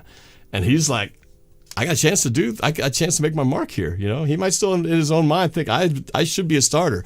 I was a starter in this league when I first came out, and it just kind of didn't work out. But, I think both these guys are, they're not just going to, roll over and play dead. These guys want to turn their careers around and find themselves as starters in this league. So I'm excited to see what the competition brings. It's weird it'll be weird watching this team without Russell Wilson because we've been seeing him for so long. So to see somebody else in there, it's just going to be different. And but I'm looking forward to it. I'm looking forward to the new view with a new guy under center, whoever that might end up being this year. So it's going to be fun. I'm excited. Hey, Norb, 1000%. I mean, the last time I didn't see Russell Wilson as a quarterback for the Seahawks, I think I was in 7th grade or 8th grade. So I was still in middle school watching, Tavares Jackson, Matt Hasselbeck, Charlie Whitehurst, and, those kind of last couple of years before Russ came in. And so it's been a while, obviously, but only time will tell. And I think there's a lot of these guys who are watching, I know, like Nick LeBeau and some of the other guys I know, they're pretty young. And, you and I are, I'm definitely a seasoned veteran. But, these guys who have known nothing but Russell Wilson. Exactly. Because they're probably in kindergarten or, early elementary, barely knowing what football was when they started watching the Seahawks. And so, they're seeing something that they haven't seen in a long time, never seen before. So it's going to be definitely new. But I'm excited. As much as I'm, had to go through the disappointment, and I will still have those moments of disappointment of what happened. There is that feeling like, okay, with change comes that feeling of new hope, fresh start, and the future of what this team is going to look like. And there's always something exciting about that. We could take a little bit of solace in the fact that there is a little bit of intrigue in the mystery of things, right? And so, you touched on it. Drew Lock, he still has the potential. Seattle's mesmerized by it, and so we'll see what they can do with that. What I do know is that they are providing with the best supporting cast possible. So if he's going to fall flat on his face, then at least we know that the next quarterback that comes in, they have a foundation in place to succeed. Yeah.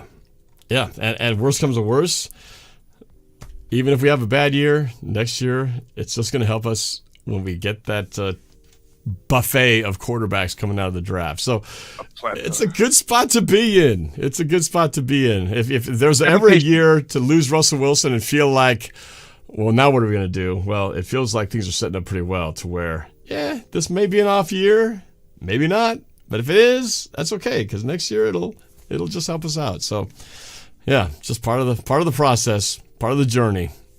But maybe the Seahawks knew what they were doing. Maybe they were 2 steps ahead while everybody was just 1 step ahead. They were thinking 2 steps, into the future. And so who knows? We just got to be patient, I guess, right? Yeah. Yep. Well, Norb, be a fun year. A fun year, to say the least. Yeah, absolutely. But Norb, you know what they say. Time flies when you're having fun. That about wraps up the show. We've been live for 3+ hours, probably the longest I've ever been live. I mean, oh my gosh. Definitely not used to this, but I can get used to this. I mean, this was a whole lot of fun. Even just, spending the last 30 to 45 minutes with you, Norb. It's been a while since we've actually got to connect and chop it up. And so, thanks for taking the time, big brother. But now I want to give you the floor. The floor is yours. Please tell the fans, tell the people, what's coming up next, any sort of plugs, anything you want to share. Go ahead. Well, like everybody else said here, make sure I want to say thanks to Steezy A. Smith for setting this up and bringing me in as a guest. Steezy's been doing great things, so keep supporting him. I know that when we talked earlier, I know you got ambitions of trying to get that sub count up to the 10K level. So let's get him there one at a time, man. So please continue to support him. Support Squabble Says and Guru's channel as well. And, we're all in this journey to try to keep doing more and more things. And Steezy's, you've been tearing it up. So make sure you hit him up and give him your support. And I would love it for myself as well. So you can look me up on YouTube and all social media. It's all Norb Cam, Norbcam. So as far as what I got coming up next, I'm doing a lot of traveling, so it's been a little bit challenging trying to get regular videos out. But one thing I do want to do is something that I did back in 2017. I did a Seahawks draft class video, and I'm going to try to get one done for this year as well. A little music video that sort of does a quick little fun little overview of what the draft class of 2022 looked like, since it was such a good one. I think it's deserving of a music video. So I'm going to try to work on that and get that out this year, or this in the next few weeks before we start hitting into the summertime and training camp and all that. But yeah, so come check out my channel. We're going to be doing a lot of speculation about what's to come, obviously. But yeah, I've enjoyed being on here. And Steezy, thanks again for having me on. It's been my pleasure, and I appreciate you having me. Man, my brother, it's been my pleasure. It's always fun doing this. Hopefully, next time we do this, you'll have an opportunity to chop it up with some of these other voices of the Seahawks that I had the wonderful opportunity and blessing to have had on the show earlier today. But Norb, I hope you have a great night, big bro. Thank you so much for taking the time yet again. I hope to do this again soon. And peace. All right. Good night. Go Seahawks. Go Hawks.